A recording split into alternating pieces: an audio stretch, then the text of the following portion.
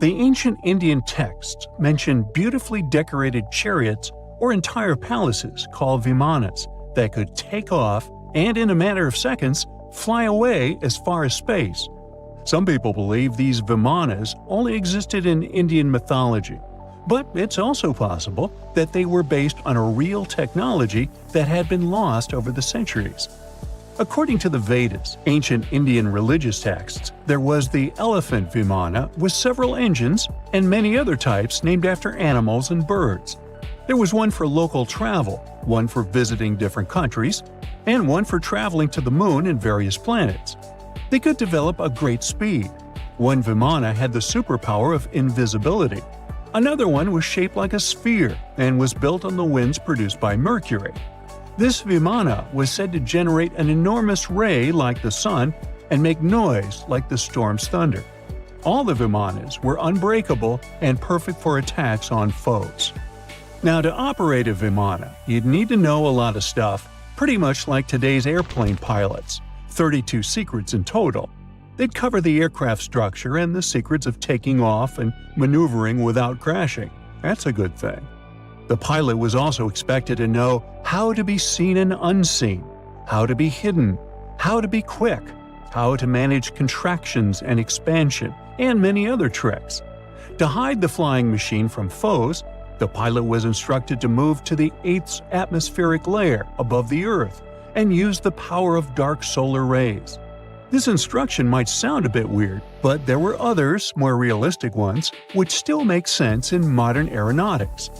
There are sections of ancient texts on the Vimanas that focus on details like flight paths, pilot training, navigation, and even suitable clothes for pilots and recommended food for long flights. There was also a lot of technical detail about the use of heat-absorbing metals, the metals utilized, and melting points.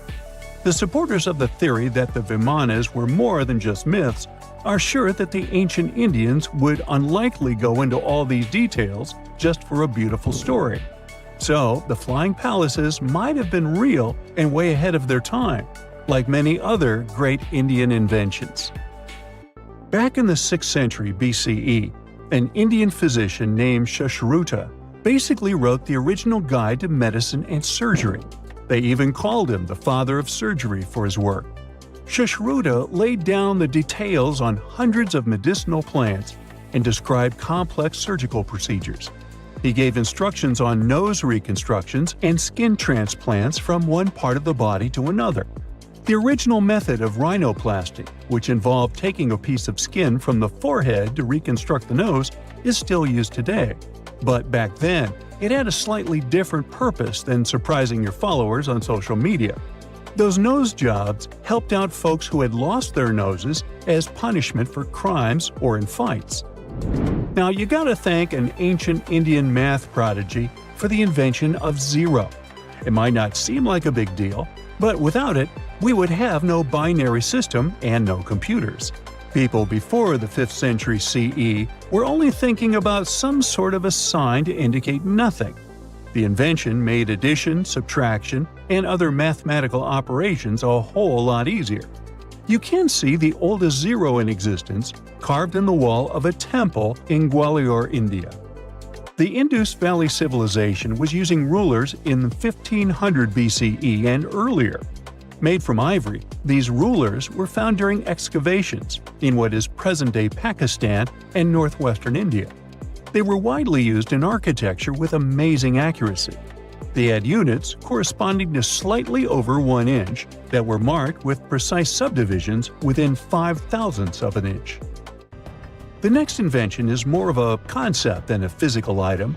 Standardization is all about setting the rules based on a bunch of people, things, or interests. One of its cool applications that we've all gotten used to is standard weights. Whether you're using pounds or kilograms, you need these universal measurements for weight, right? For this, we owe a big shout-out to the merchants from the Indus Valley Civilization who lived around 4,000 years ago. They were measuring everything from food grains to fancy luxury goods using these standardized weights. And their weights had decimal and binary mathematical systems going on. They didn't have high-tech gear. but they pulled off some serious precision using complex calculations and even sand for construction. Their art of standardization made its way to Persia and Central Asia, basically becoming the global weight-watching standard. So, if yoga is your go-to exercise, you definitely have a personal reason to appreciate the ancient Indian geniuses. Over 5,000 years ago, during the rule of the Indus-Sarasvati civilization in northern India, yoga was first mentioned in the Vedas. Yoga was refined and shaped over the centuries, until it grew into a massive teaching with over 200 sacred writings dedicated to this way of obtaining enlightenment. At the beginning of the current era, yoga got a new trajectory thanks to a Hindu writer who laid down a system of yoga in his text, the Yoga Sutras. It became a whole-body rejuvenation, a life-extending practice with poses that you are still doing on the mat today. Yoga has reached the Western world only in the 19th century, and it caught on like wildfire. Chess, the all-time top game for intellectuals, is also an Indian invention. Its ancestor was called Chaturanga, and it was a strategic board game that started gaining popularity around 3,000 years before the current era. This early Indian version of chess was played by 4 people, not 2, and had 64 squares. Each player had 8 pieces, ranging from pawns to kings, bishops to knights, and there was no standard 6-faced dice. They rolled with an oblong one.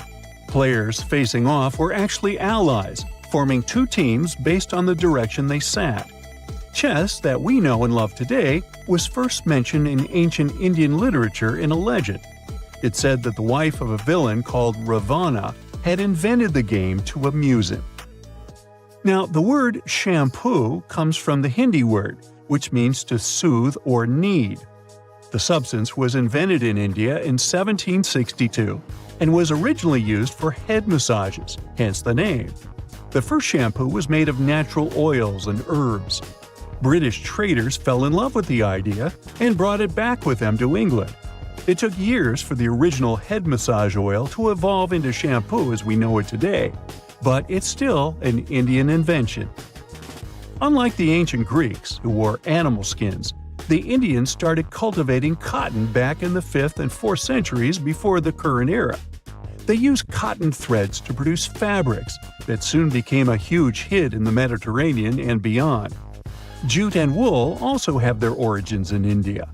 Cashmere, the finest and most exclusive type of wool, actually comes from the Kashmir region of India. Buttons that sit proudly on that cashmere cardigan of yours also have ancient Indian origins. Some 5,000 years ago, the Indus Valley civilization started cutting seashells into geometric shapes with tiny holes in them. First, they were just decorations, but then people started using them to fasten clothes. Now, when you think about radio communication pioneers, Marconi's name usually steals the spotlight. He got a Nobel Prize in Physics in 1909 for his groundbreaking radio work. But there's an unsung hero in the radio waves game, and his name is Sir Jagdish Chandra Bose. He spilled the beans on radio communication way back in 1895. He shot an electromagnetic wave across 75 feet at the town hall in Calcutta, and it went through walls, rang a bell, and even set off some gunpowder.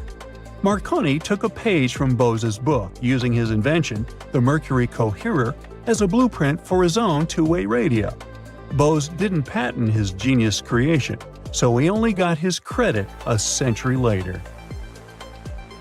In 1850, French scientist Auguste Mariette went to Egypt looking for manuscripts, but accidentally found a head of a sphinx sticking out of the dunes. He cleared the sand and figured out the sphinx was guiding the entrance to some underground construction. Several months later, he finally entered the Serapeum of Saqqara. Inside, he found an enormous granite sarcophagi with remnants of 64 bulls. Scientists are still amazed by the tech that the ancient Egyptians used to transport those enormous boxes.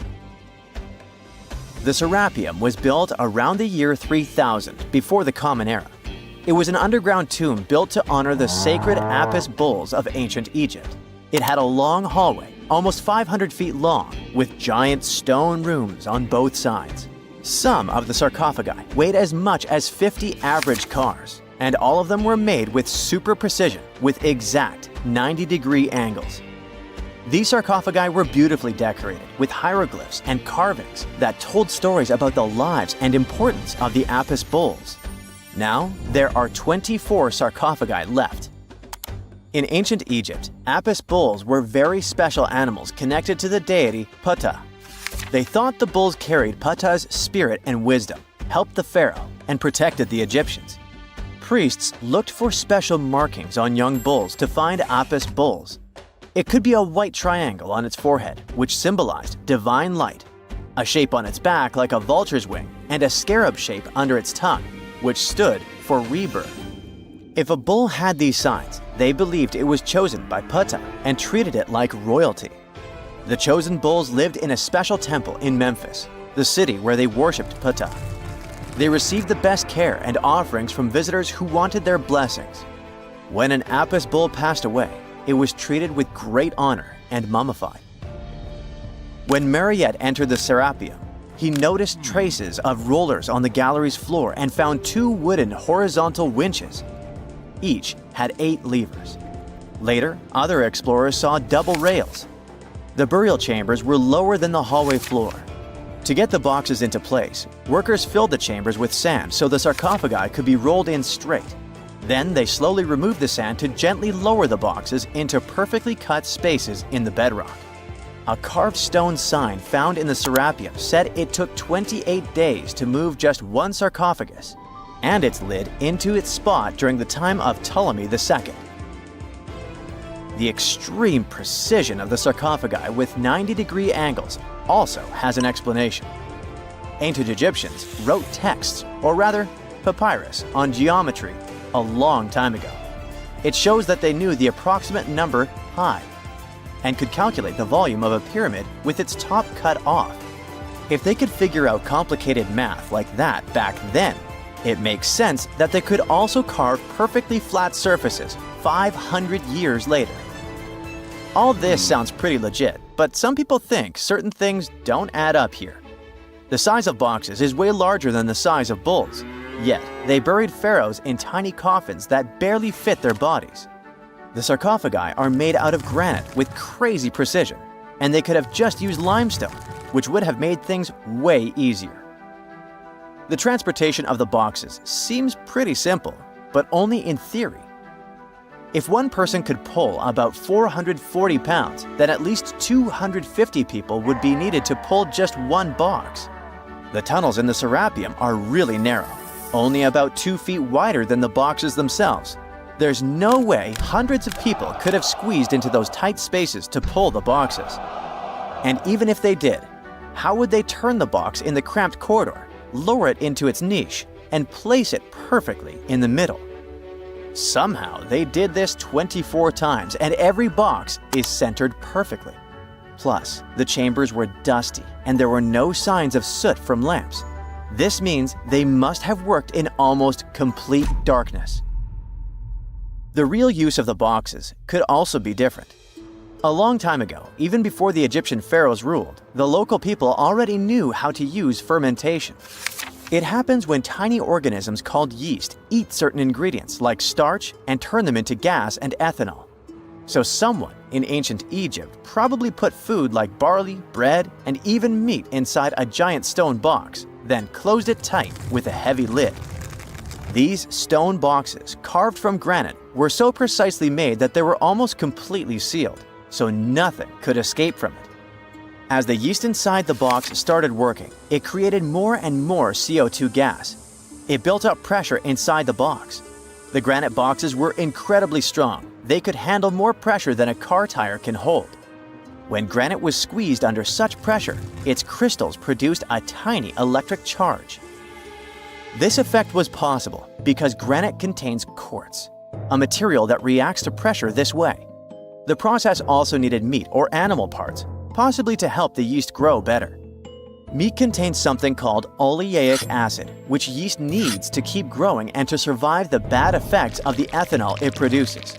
As the pressure inside the box kept growing, the combination of gases and electricity made these boxes not just ancient fridges, but powerful energy systems. Over time, the pressure inside got so strong that it could push the lid open and the gas would escape with a pop. But when people rediscovered the Serapeum in 1850, they found old drawings that showed piles of stones stacked on top of some of the box lids. So, someone long ago probably tried to make the lids even heavier by adding extra weight to make it harder for the gas pressure to push them open. This extra weight also meant the quartz crystals in the granite could keep creating more electricity under all that pressure. If someone opened one of these stone boxes thousands of years later, they would only find bones from bowls that were placed in the box. And that's exactly what Mariette discovered in the 1850s. They opened the Serapeum for visitors soon after the first excavations in the second half of the 19th century. Prince of Wales even had a luncheon with his guests in one of the sarcophagi. Sands and earthquakes made the site inaccessible for a while, but now you can visit it again and try to solve the mystery yourself. With new tech, we could have answers to many other historical mysteries soon. A team of scientists at Chicago's Field Museum of Natural History recently used a special CT scanner to learn more about ancient Egyptian mummies without unwrapping them. They gently rolled 26 mummies on custom carts out to the parking lot, where the scanner was waiting. It took thousands of detailed X-ray pictures of each mummy and their coffins. When all the pictures were put together, they created 3D images that showed what was inside, the skeletons, and some artifacts. The scientists hope these images will help them understand ancient Egyptian burial practices from over 3,000 years ago. Even though the scanning process only took 4 days, it might take 3 years to study all the data. But scientists were able to learn some personal details about the mummies. One of the most popular mummified individuals at the museum, Lady Chineta, was a woman who lived in ancient Egypt about 3,000 years ago. It looks like she passed away in her late 30s or early 40s. To make sure her body looked complete for the afterlife, embalmers put stuffing in her neck to keep it from collapsing. They also placed artificial eyes in her sockets, so she would have eyes in the next world. She was wrapped in fancy linen and placed in a beautifully decorated coffin. The scans revealed that it had been carefully crafted with a slit at the back, which embalmers used to fit the body. There were also some artistic details on the surface, like markings for her knees. It looks like her burial was on the scale of a high-end luxury car. In 1936, British Egyptologist Walter Bryan Emery found a small object in the desert that made people debate whether it was an elaborate stone model of a flying saucer or even a hyperdrive from a spaceship that belonged to some advanced civilization that visited the Earth. Emery spent years excavating sites along the Nile River Valley, especially in the huge ancient necropolis of Saqqara. He found countless treasures from ancient Egypt, and the most bizarre one was definitely from the tomb of a high official, Sabu. Historians don't know exactly who he was for sure. Some sources say he was a king's son. His burial at Saqqara means he was an important figure in the royal court. There are no records from this early period he lived in, so Sabu's role and fate are still a mystery.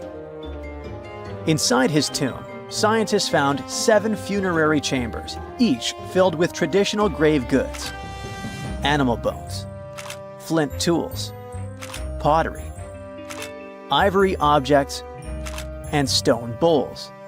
And then there was a strange, broken artifact that became famous as the Disc of Sabu. It resembles a shallow, round-bottomed bowl, but with 3 delicately carved, curved lobes spaced roughly 120 degrees apart around its perimeter. These lobes are separated by 3 holes, and at the center, there's a thin tube. The material used to build the disc is meta-siltstone, or schist.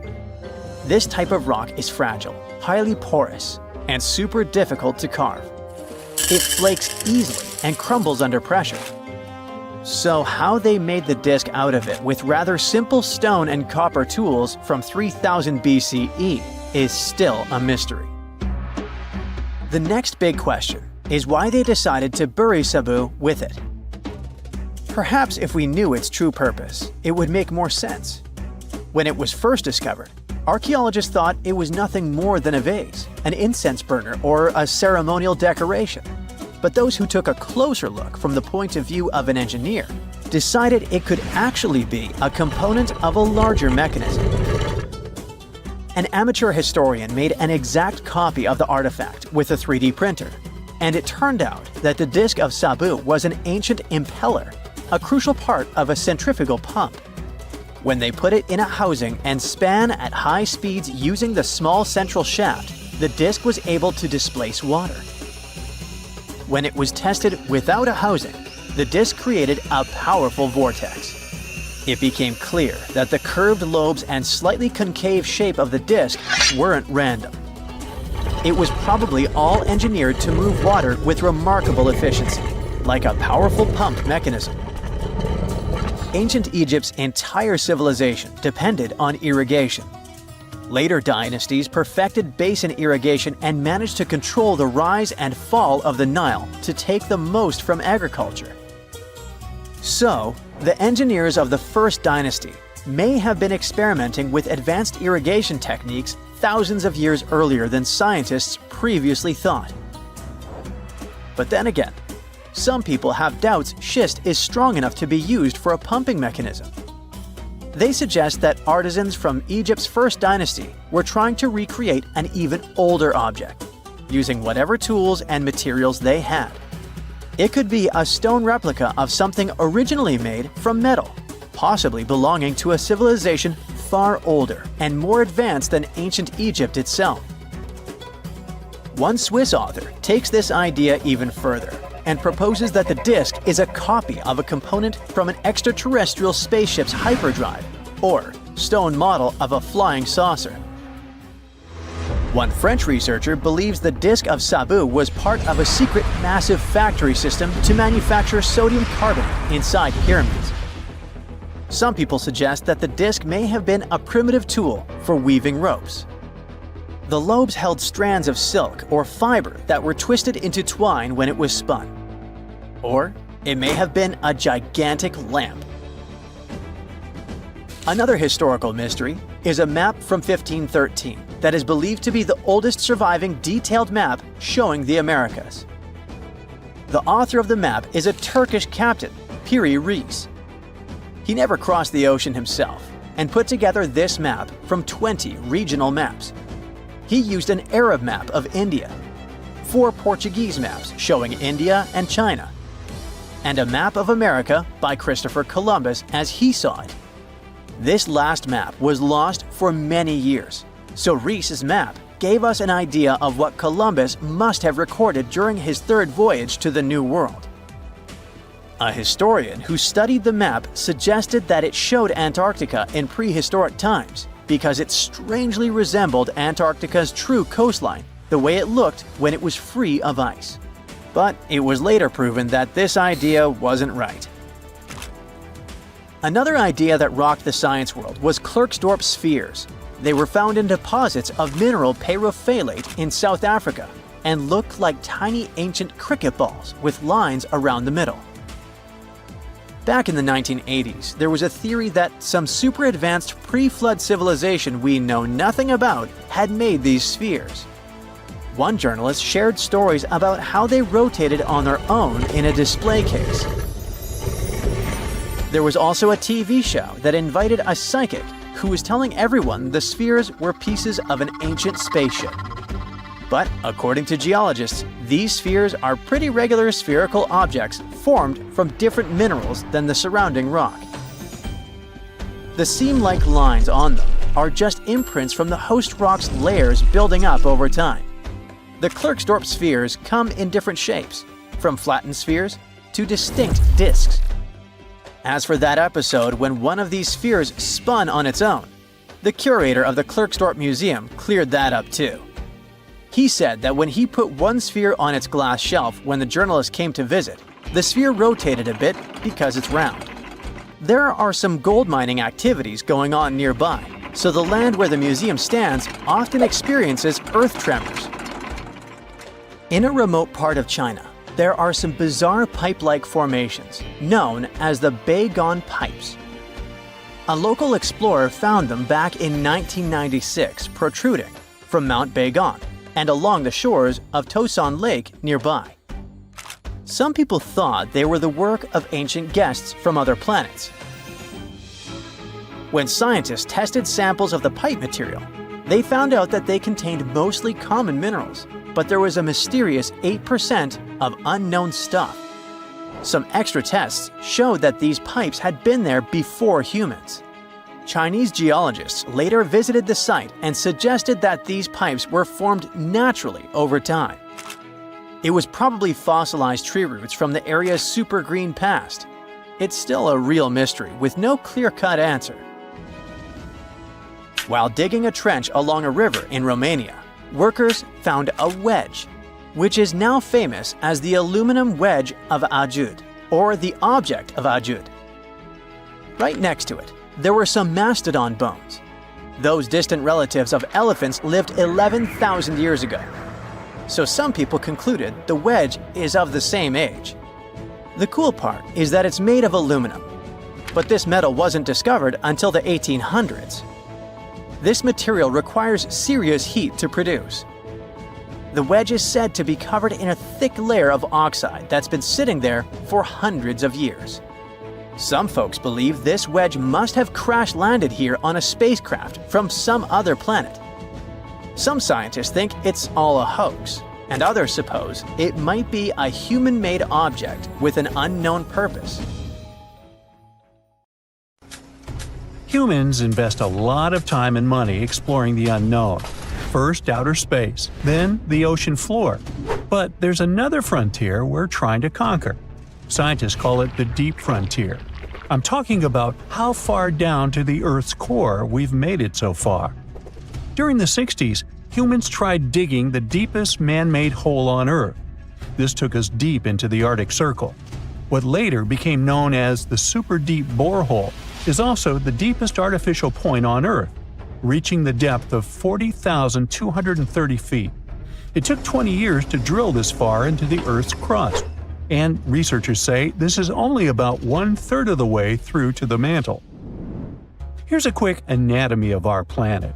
If the Earth is like an onion, the crust is like the thick skin of this onion. This part is only 25 miles thick. Beyond this is the 1,800-mile deep mantle. And after that, right at the center of the Earth is the core, which is made up of 2 layers, inner and outer. Now, can you guess where on the planet the crust is at its thinnest? On the ocean floor. When American scientists understood that, they started drilling holes on the seabed. This gave way to Project Mohole. It began in 1961, but their technology to drill deep holes on the ocean was really bad. They had to improvise. They installed a system of propellers along the sides of their drill ship to keep it steady over the hole. The main challenge was to drill as vertically as possible. Otherwise, that deep hole would look more like a deep maze. Both the Kola Super Deep Borehole project and the Project Mohole came to an official stop in the years that followed. But hey, humans have built some pretty deep stuff underground. In 1963, a Turkish man took a swing with his sledgehammer to improve his basement and discovered a tunnel. That tunnel entrance led to more openings that connected a multitude of halls and chambers. He didn't know it, but he had discovered Deringoyu. This once lost city was up to 18 stories tall and 200 feet deep.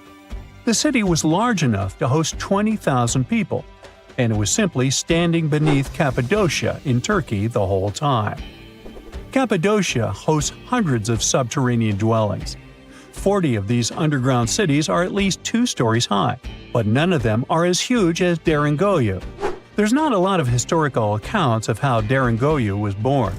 Some speculate that the oldest part of the complex was dug about 2000 BCE by the Hittites.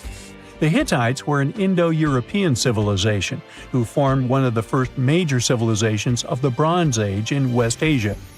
Scholars think they built this underground city to protect themselves from invasion. Others think it was actually the Christians who built the city in the 1st century CE.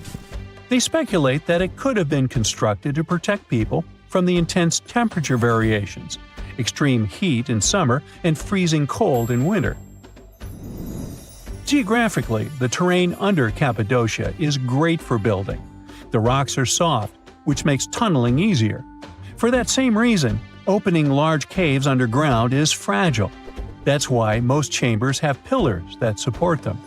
On the bright side, and we are, none of the floors at Deringuyu have ever collapsed. The builders of Deringuyu thought of everything. The city was shut off from the world by huge rocks that hid its entrance. It was ventilated by a total of more than 15,000 shafts, around 10 centimeters wide. This way, they guaranteed enough breathing air in the upper levels in a way that they ended up being used as the living and sleeping quarters. The lower levels of this impressive maze were mainly used for storage. But honestly, they had it all: a room for a wine press, for domestic animals, small religious buildings. They certainly didn't spare any efforts to make that underground city as complete as an above-ground one. Now, speaking of impressive underground stuff, Switzerland has the longest tunnel in the world, built here on the Swiss Alps. This absurdly huge tunnel was built over 8,000 feet below the surface. Check this out. This is what the Gotthard-based tunnel looks like.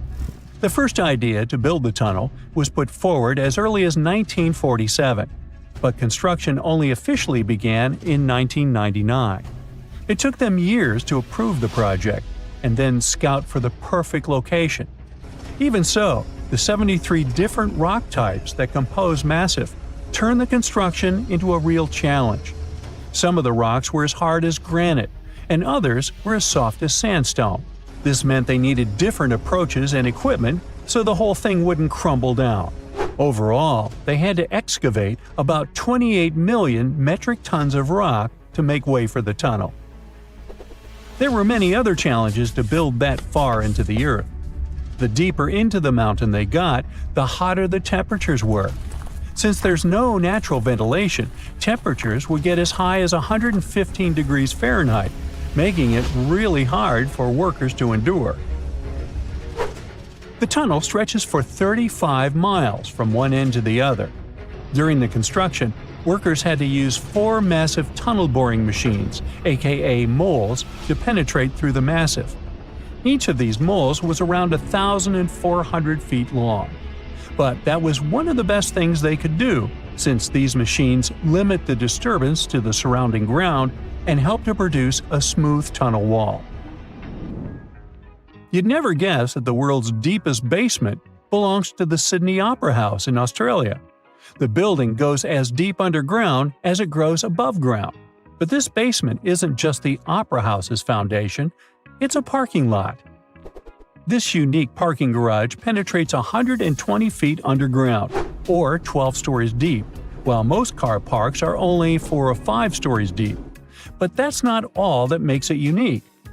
You see, if they decided to build a normal rectangular parking space, this would end up eliminating a bunch of possible parking spaces. And since they wanted to maximize the space they had available, they had to come up with some superb structure. First, they opened up a man-made cavern to make that dream possible.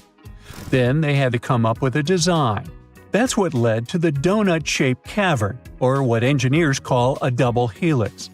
This design shocked the engineering community for its innovative approach. But hey, it worked. Today, there is space for over 1,000 cars down there, which seems about right for an opera house. Let's wow once again real quick. Some underground structures may take up to an hour to reach. Take this gold mine in South Africa that lies around 2.5 miles below the surface. Yeah, you may think, hey, it's just a couple of miles, why does it take an hour to get there?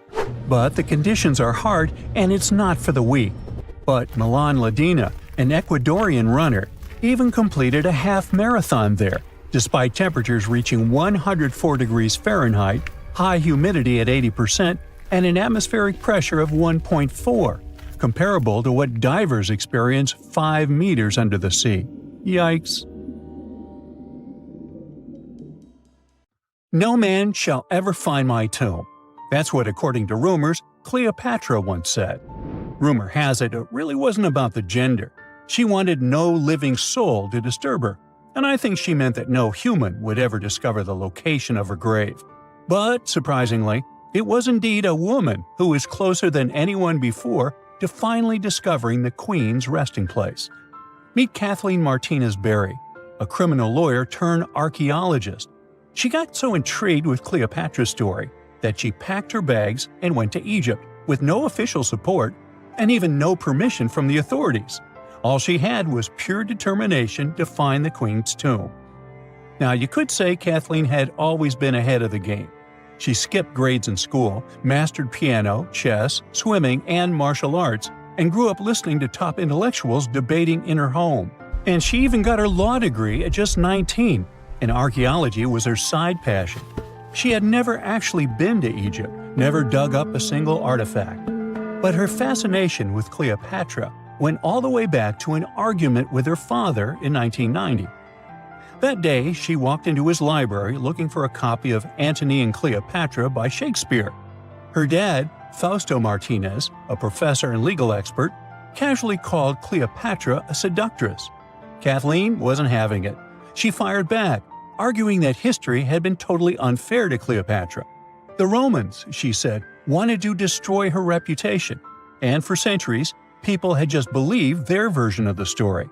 The debate went on for hours, and in the end, her father admitted maybe he had judged Cleopatra too harshly.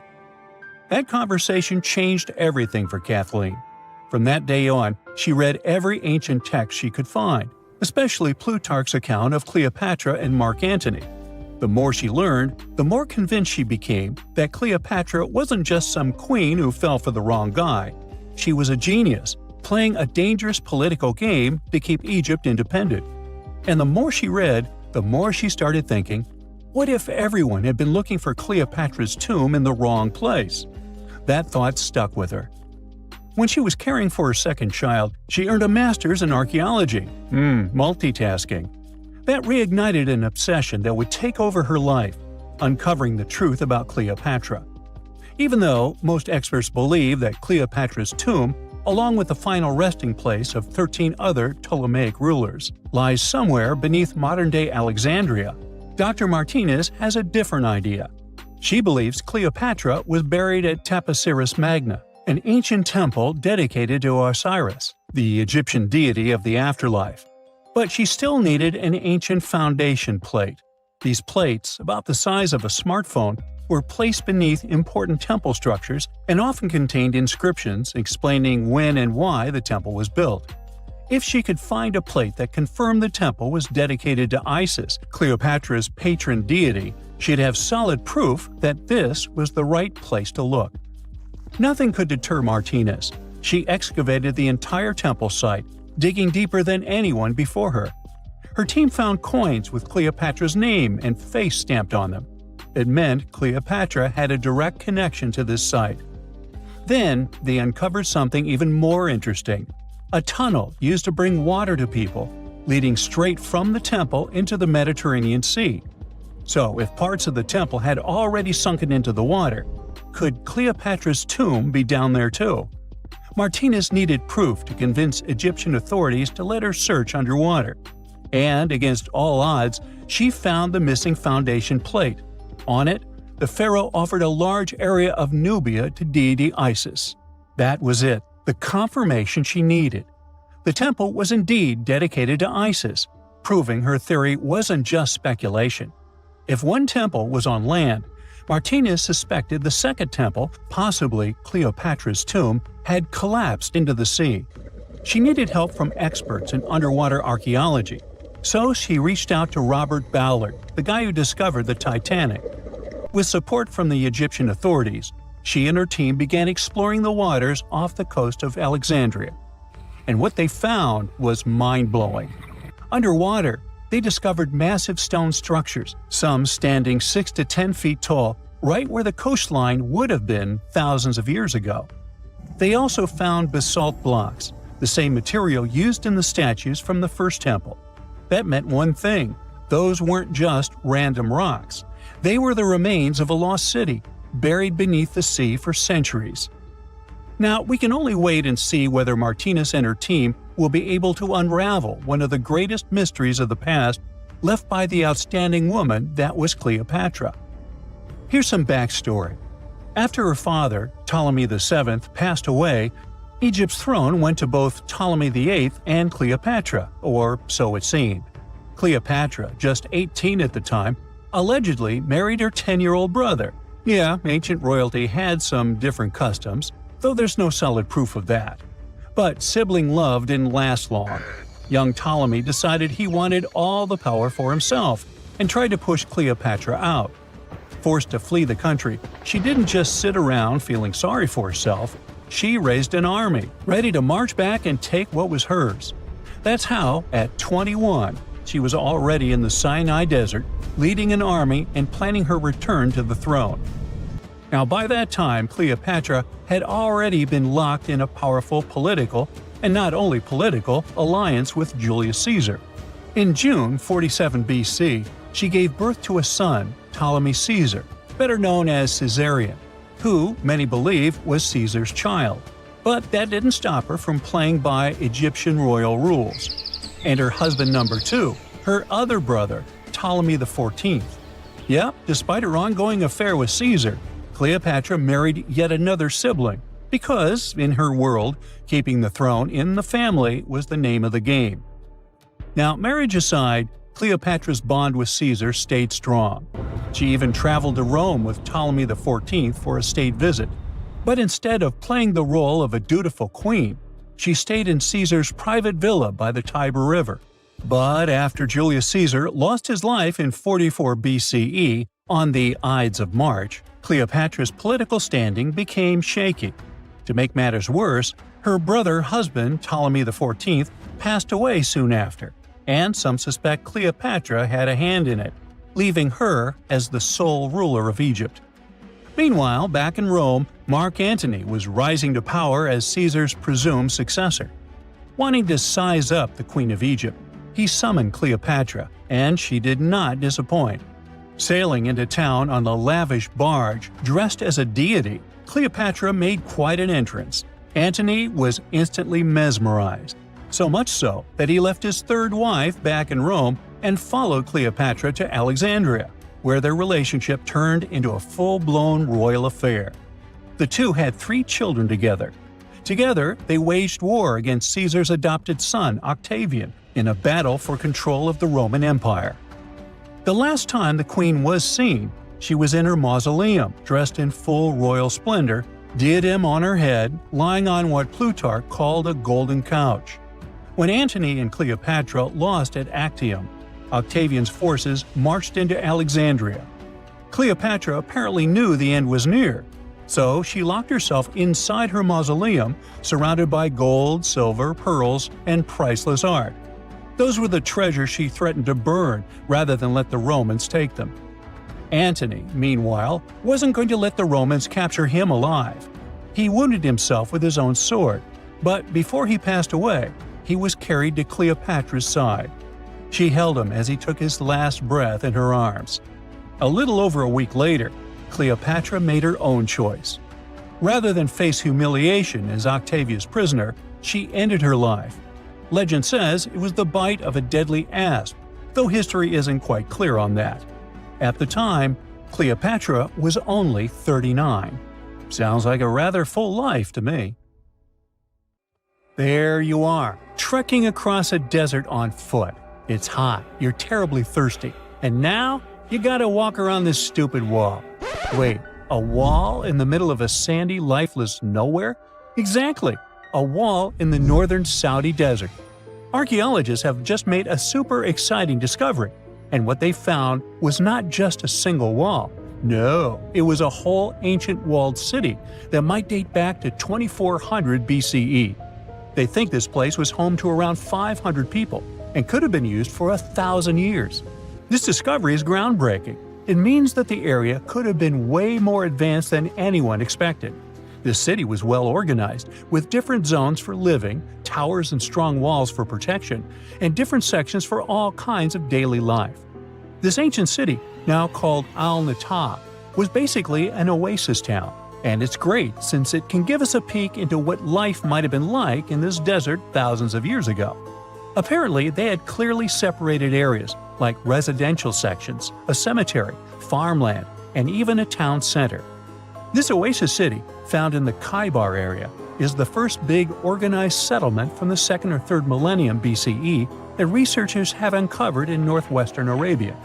The first surveys show that this town, which covered about 6 acres, had several districts, including the residential area, the cemetery, and the legal one, with courts.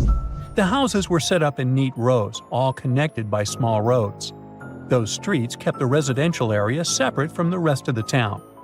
Back then, most people in this region were nomadic herders, always moving around. But archaeologists have been sure that during the Bronze Age, northwest Arabia had small walled towns and oasis centers scattered across it. These connected oasis towns were unique, offering secure places for people to live, store goods, and trade.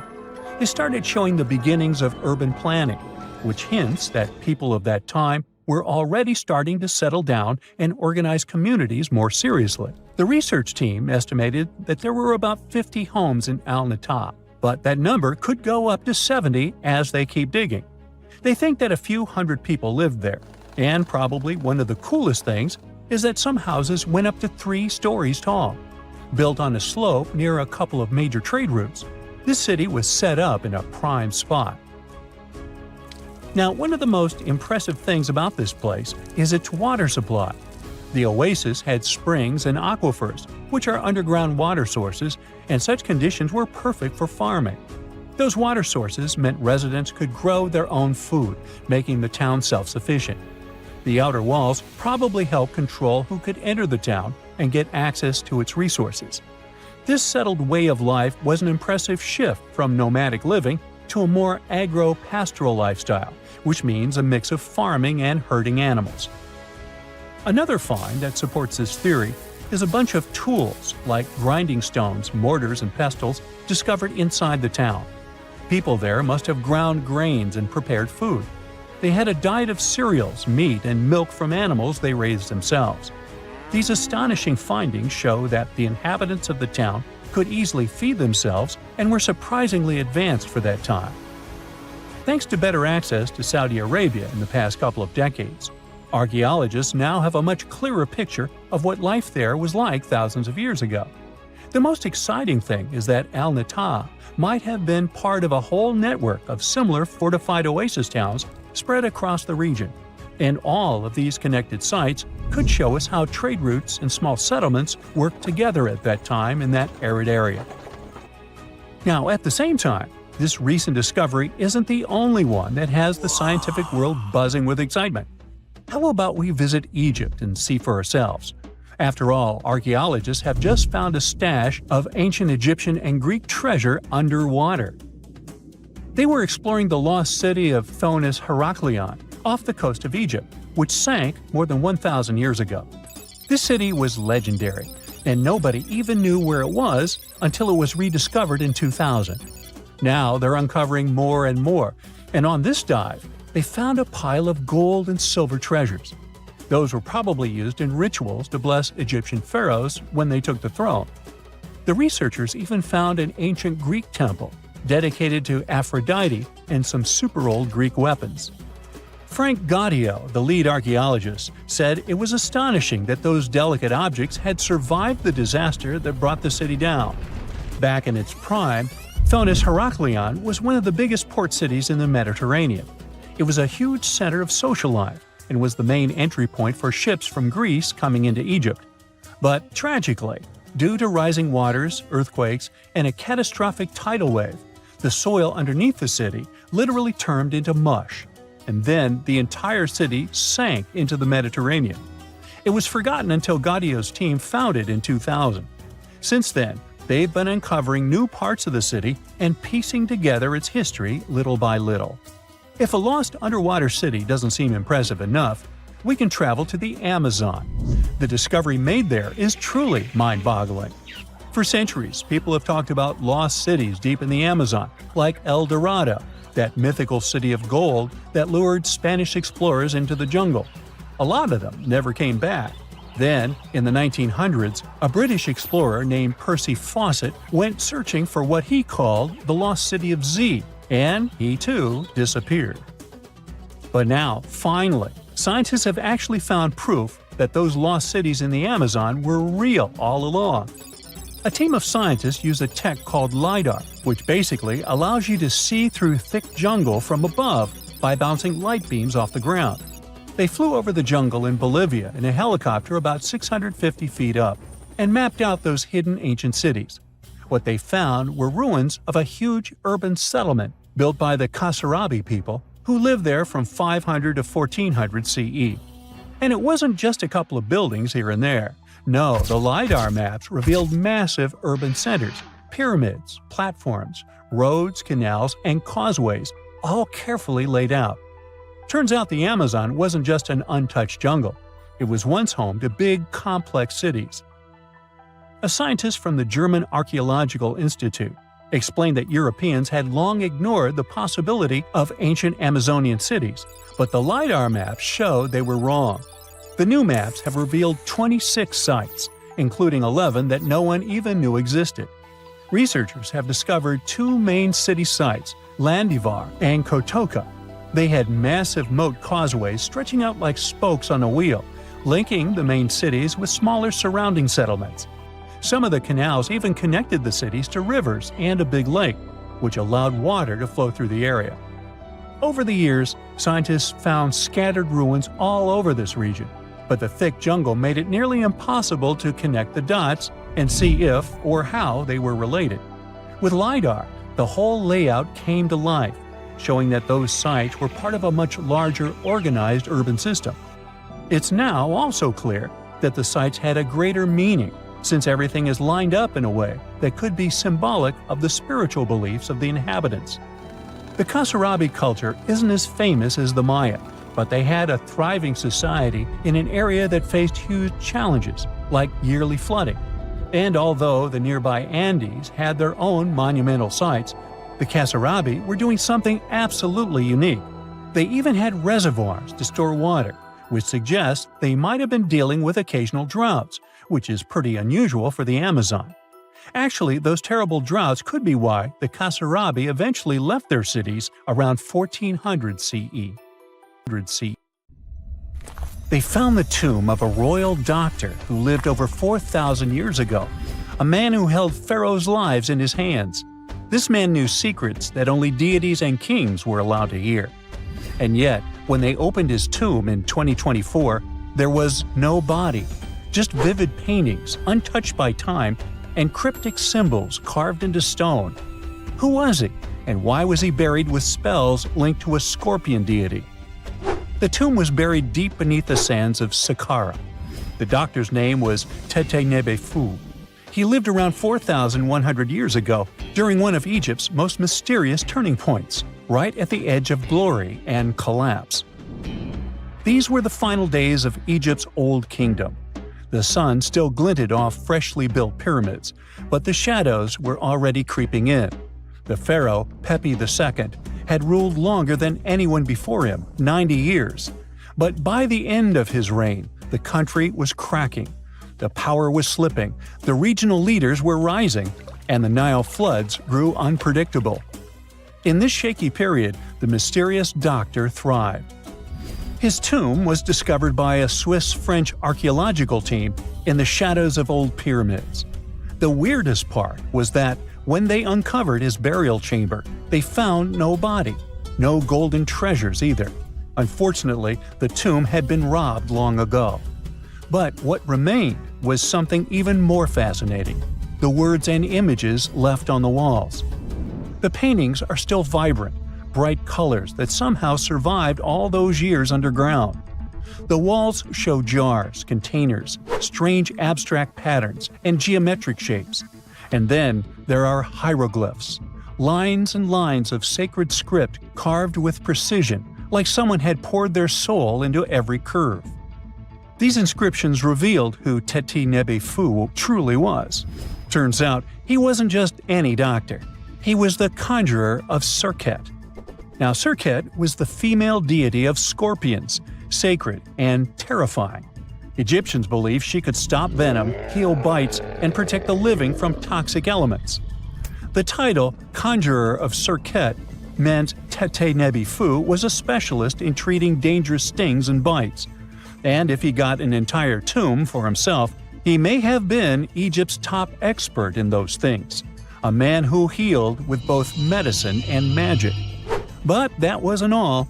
He also held the title Director of Medicinal Plants, a title seen only once before in all of ancient Egypt. That means he knew the healing power of herbs, roots, and oils like no one else. Now you might wonder, what plants in a huge land of sand? But in reality, ancient Egyptians used herbal medicine that would hold up in some labs today. They created pills, ointments, and inhalers. Most often they chose some active ingredient, a flavor to make it easier to take, and something to deliver it into the body. Sound familiar? And yeah, they didn't have many traditional plants, so some of these ingredients were bizarre by our standards, like using crocodile dung and acacia mixed with honey. They even had formulas for anti-wrinkle creams. And apparently, our mysterious healer was also chief dentist. This title is almost never seen in ancient records. Evidence of Egyptian dentists is incredibly rare. Turns out, our ancient genius didn't just fight stings and study plants. He was also trusted with teeth and jaws, which were actually a huge problem in ancient Egypt. These people may have built wonders, but their teeth paid the price. Ancient Egyptians constantly caught grains of sand in their mouths. They often ate grit-filled bread and raw vegetables, which wore down enamel and caused a horrible condition called attrition. This led to tons of problems, including tooth loss. They had to improvise back in the day. For example, crafting the world's oldest known toothpaste from crushed rock, mint, and pepper, which ironically only made things worse for the gums. Or a toothpaste from things like eggshells, pumice, and natron, a salty mineral used for cleaning. They were also inventing mouthwashes from celery, bran, and herbs to ease the problem. Some mummies were even found with crude metal braces and gold wires attaching missing teeth. Though we're not sure if these were for the living, or was it just a nice little addition added as an afterlife gift. So, Tete Nebi Fu specialized in all these fields. 3 rare titles for one man. Now back in the day, he must have been admired as incredibly knowledgeable. In a world without modern science, he would have been like a sorcerer who knows how some leaf or bark could save a life. That's why archaeologists believe Tete Nebi Fu wasn't just any doctor. He was, most likely, the royal physician, the one who treated the pharaoh himself. We don't know for sure which king he served. Maybe it was Pepi II, and who knows, maybe that's why the guy lived so long. But if that was the case, Tete Nebi Fu may have lived through the final moments of the Old Kingdom, watching the Golden Age crumble from inside the palace walls. And then he was buried. The body was looted, or perhaps just lost to time. But the team says they're still studying the tomb, still uncovering the traces of this incredible man. Overall, ancient Egyptians were practicing medicine on a crazy advanced level. Some practices feel familiar even today. They had hospitals, specialists, surgeries, and many more things, even medical schools.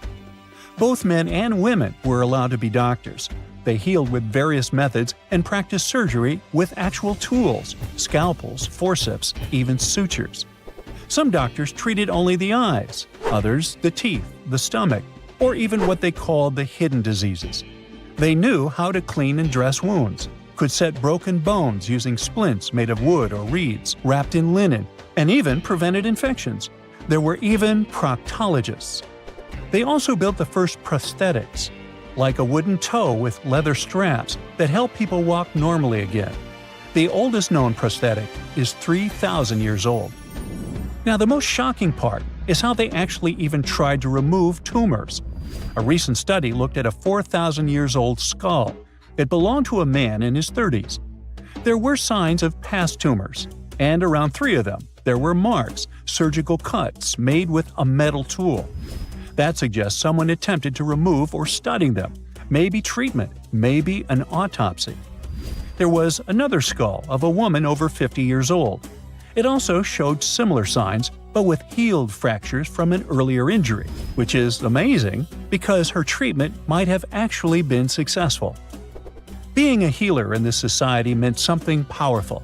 It meant being a priest, a scientist, and a magician all at once. To ancient Egyptians, medicine was a necessary art, and they treated it with as much reverence as they did their deities. That's because they believed that sickness could be both physical and spiritual. So a doctor could recite a spell while applying a salve, and a lot of their treatments worked.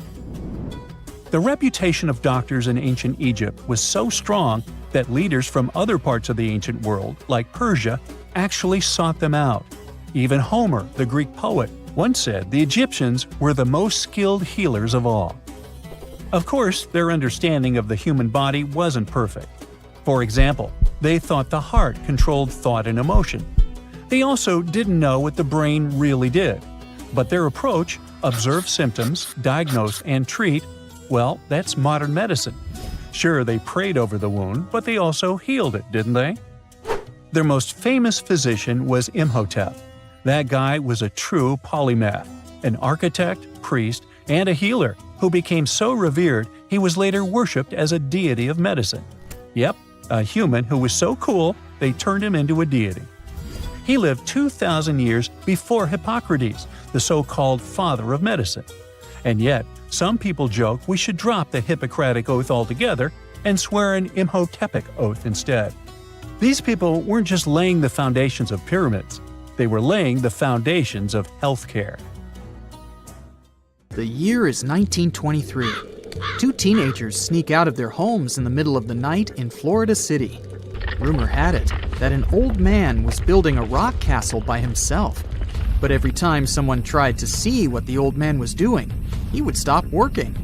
The curious teens managed to sneak into Ed's backyard and saw something they could later describe as magic. They recalled seeing rocks moving around like helium balloons. The old man was moving up to 30 tons of stone by himself to build his castle. Even if he didn't allow anyone to see him working, he would proudly talk about it around the town. But whenever people asked how he was building a stone castle all on his own, he simply answered, "I cracked the secret of the pyramids." This story begins in Latvia, Edward Leedskalnin's home country. Edward was born in a small village on January 12, 1887. He was born in a family of stonemasons, which is probably where he learned ancient techniques of building.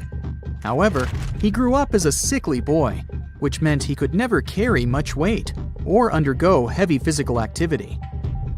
At the age of 26, an unfortunate turn of events determined Ed's fate.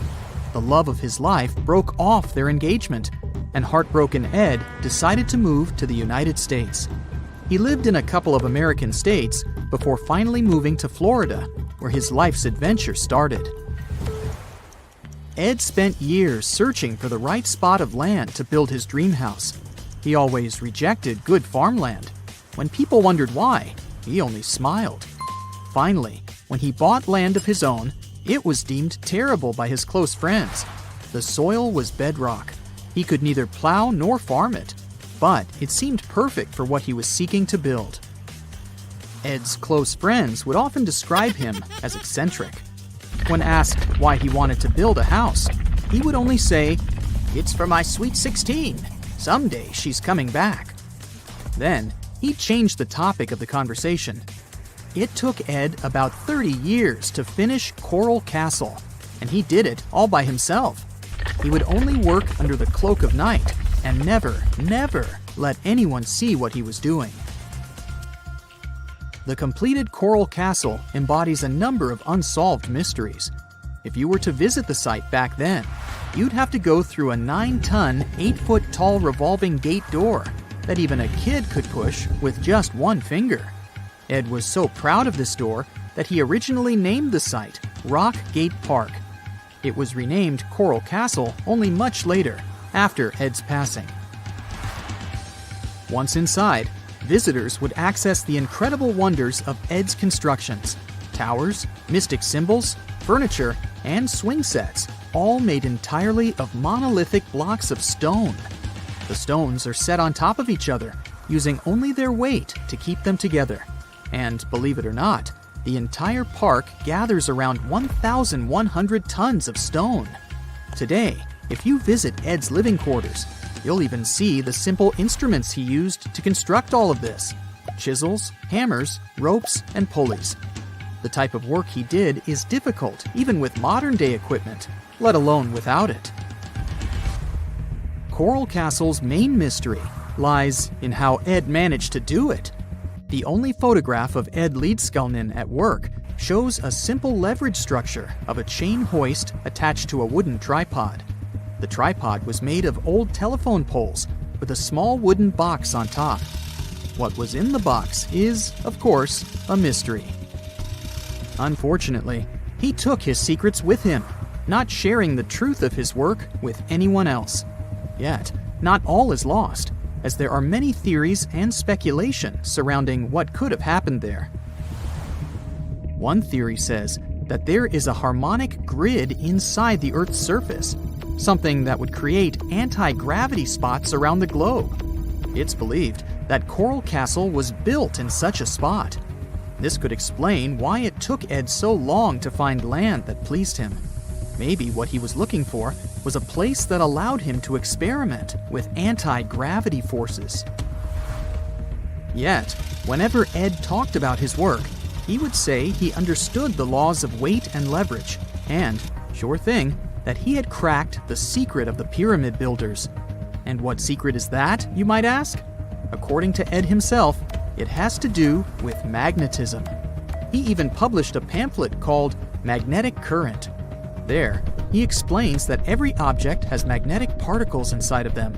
A person just needs to understand where they are located inside such objects. This way, objects can be lifted and moved around without much effort, just like moving something heavy underwater. Researchers say that if we assume Ed Leedskalnin and the pyramid builders used the same technique, then it would only have taken 4,700 workers to build the Great Pyramid of Giza, instead of the 20,000 to 100,000 that is currently estimated. But this story just keeps on getting more and more mysterious.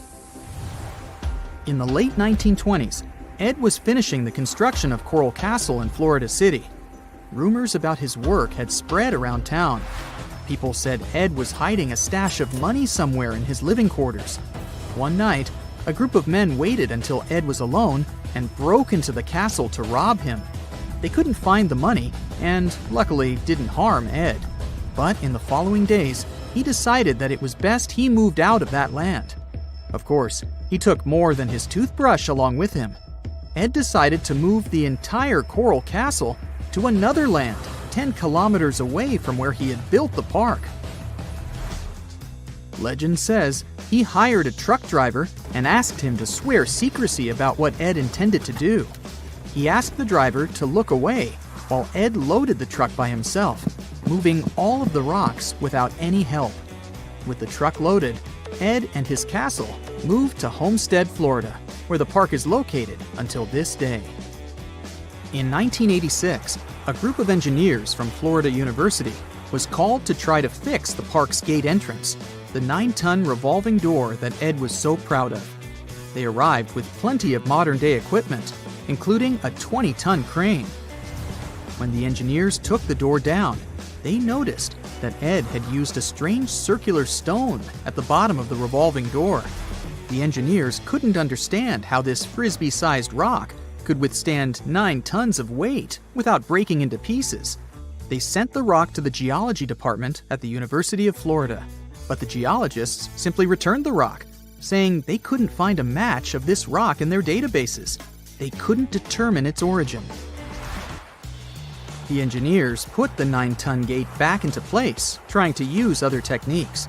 At first, it didn't work without the base rock Ed had originally used.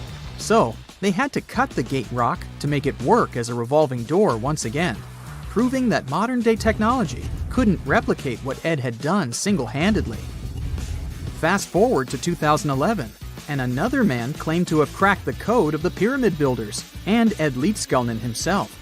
Wally Wallington, a retired construction worker from Lapeer County, Michigan, has managed to build using similar techniques to those used by Ed.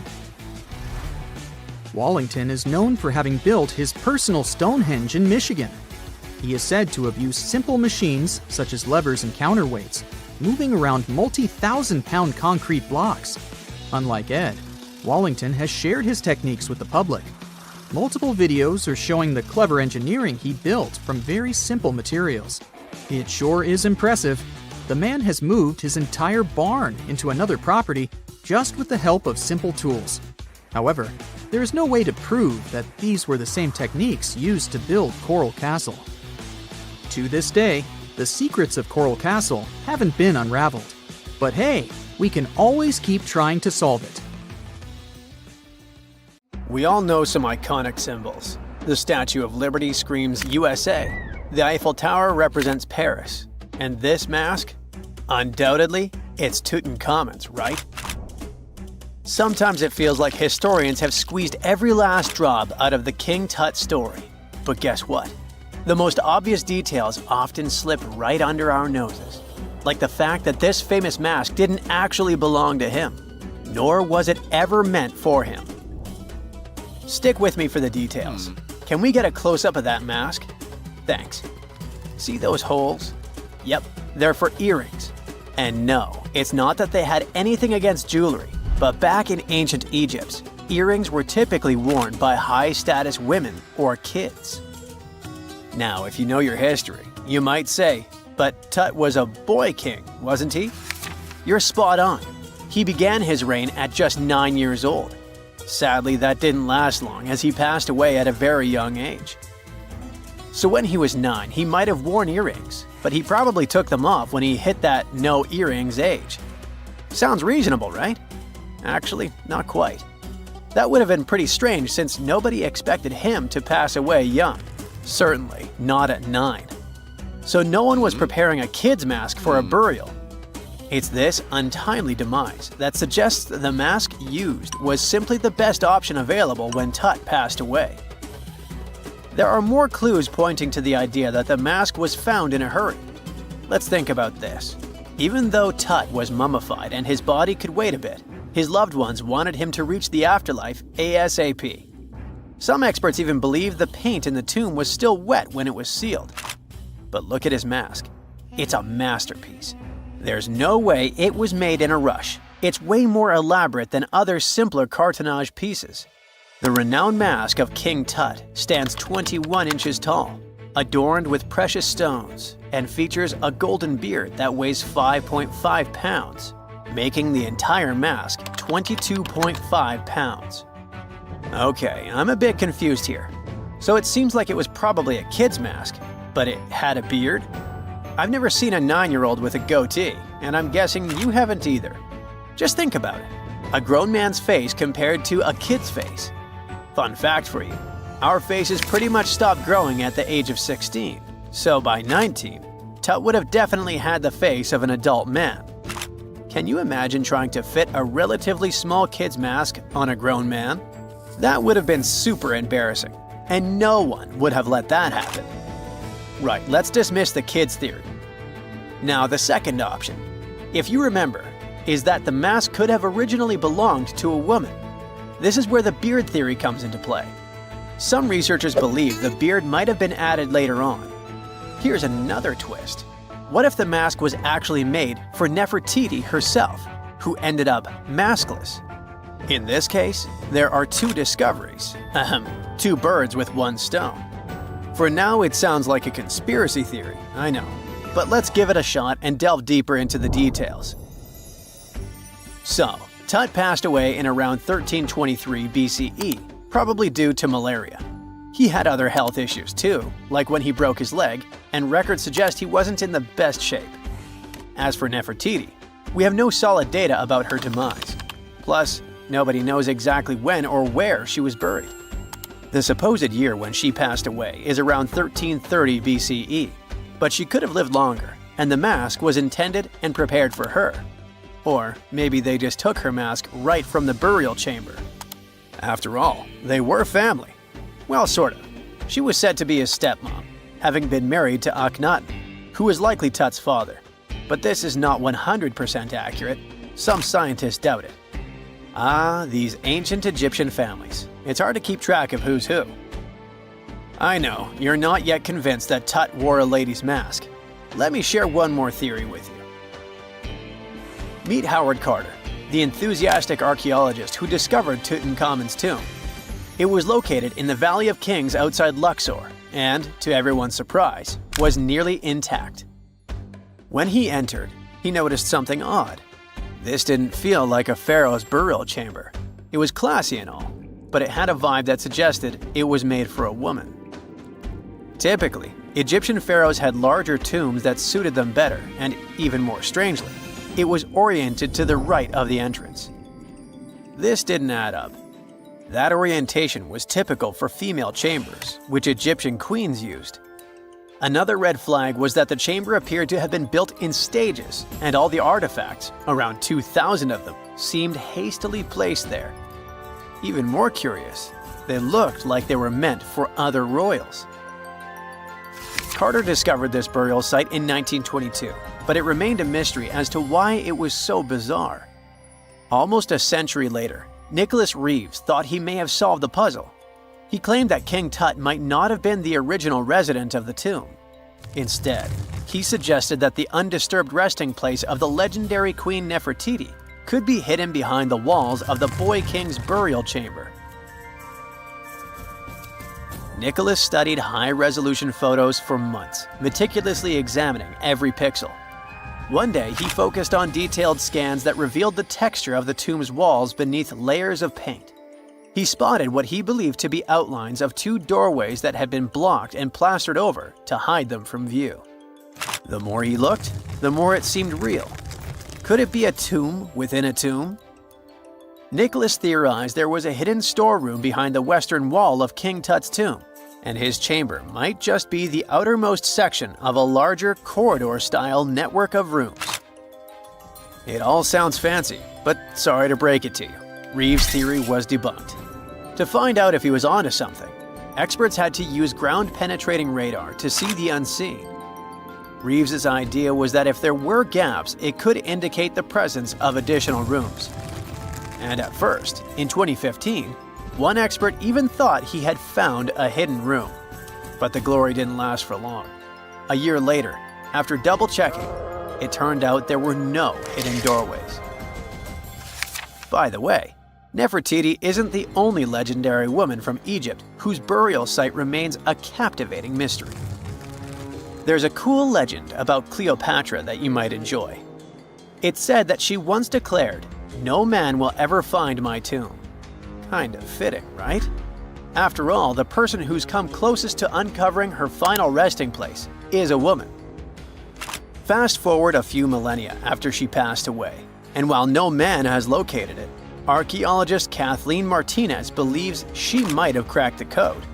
She's been on the quest for Cleopatra VII's tomb for nearly 20 years, and recently discovered a bust that she thinks represents the famous queen. However, not everyone is on board with her claim. Some experts argue that the bust doesn't resemble Cleopatra at all.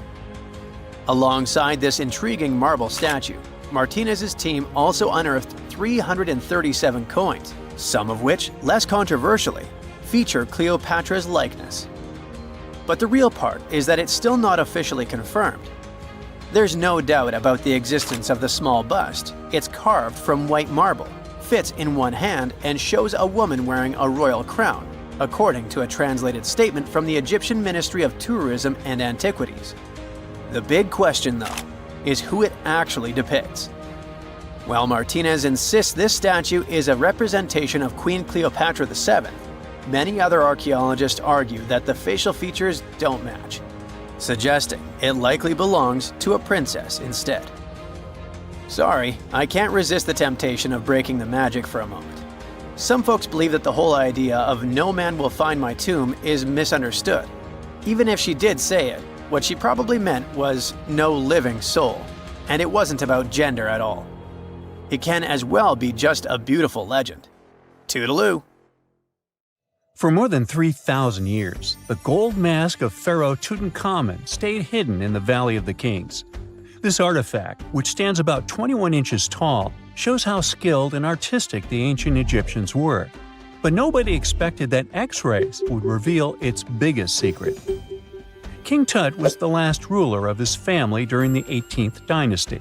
He took the throne at just 9 years old, but ruled for only 10 years before he passed away unexpectedly. If we're being honest, back in ancient Egypt, he was mostly forgotten by the rulers who came after him. His tomb wasn't a big deal for them, so much so that even the grave robbers forgot about him. It might sound a bit sad, but the truth is that it was actually great news for us. Since his tomb was practically forgotten, it ended up being perfectly preserved. While the other tombs in the Valley of the Kings were looted, his remained sealed and untouched. So, when it was discovered back in 1922, it had over 5,000 precious objects inside. That made Tutankhamun basically an instant celebrity and one of the best-known pharaohs nowadays. Among the treasures was the most stunning piece, his golden mask.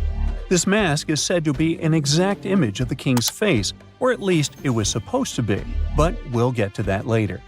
The purpose of this accurate representation of his face was to make sure that his soul would recognize him in the afterlife and return to his mummified body. In ancient Egyptian beliefs, this would allow him to continue living in the afterlife. The details of the mask clearly looked incredibly difficult to create, but people didn't realize how complex it truly was until many years later. The first X-rays of the mask were taken in 1967. Back then, the main reason for these scans was practical – conservation. The mask was heading to Paris for an exhibition, and it was the first time it had ever left Paris. This would help them keep track of any changes during the exhibit. Plus, the images could give clues about how the mask was made. But back then, they probably didn't fully realize just how complex its construction was. I mean, Egyptian goldsmiths didn't use modern soldering techniques. So, how did they make this mask? New X-rays taken in 2007 gave us some answers. It turned out the Egyptians didn't use pure gold, which is 24 carats. The mask was actually made of 23-karat gold, meaning it was mixed with another material.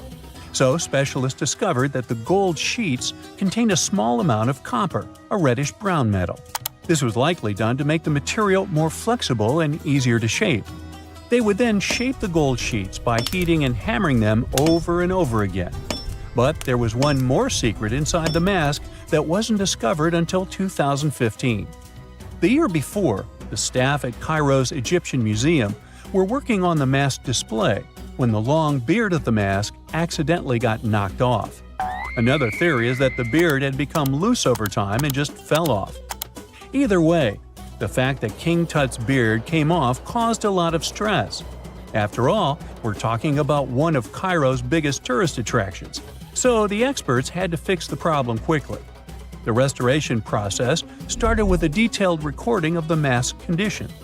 To do this, they had to take a full three-dimensional scan of the artifact. And, by accident, they found something very interesting in the mask.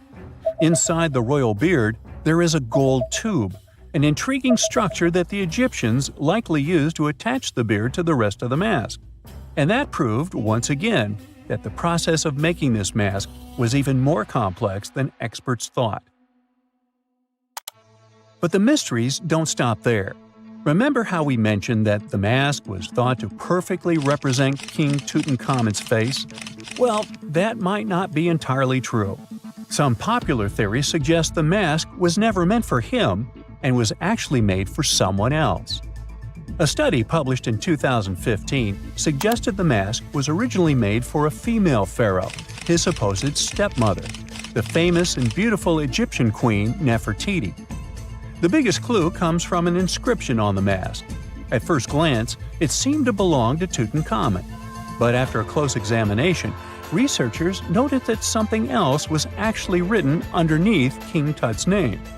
The royal name stamp seems to have been altered, and originally it had something written on it that translates to Queen Nefertiti. There is another feature of King Tut's golden mask that was overlooked for years, which adds even more mystery. As we mentioned earlier, experts believe he wasn't respected much by the pharaohs who came after him. And one of the clues that made archaeologists think this is the pierced ears on the mask. Some researchers believe that King Tutankhamun wouldn't have worn earrings after he was a kid.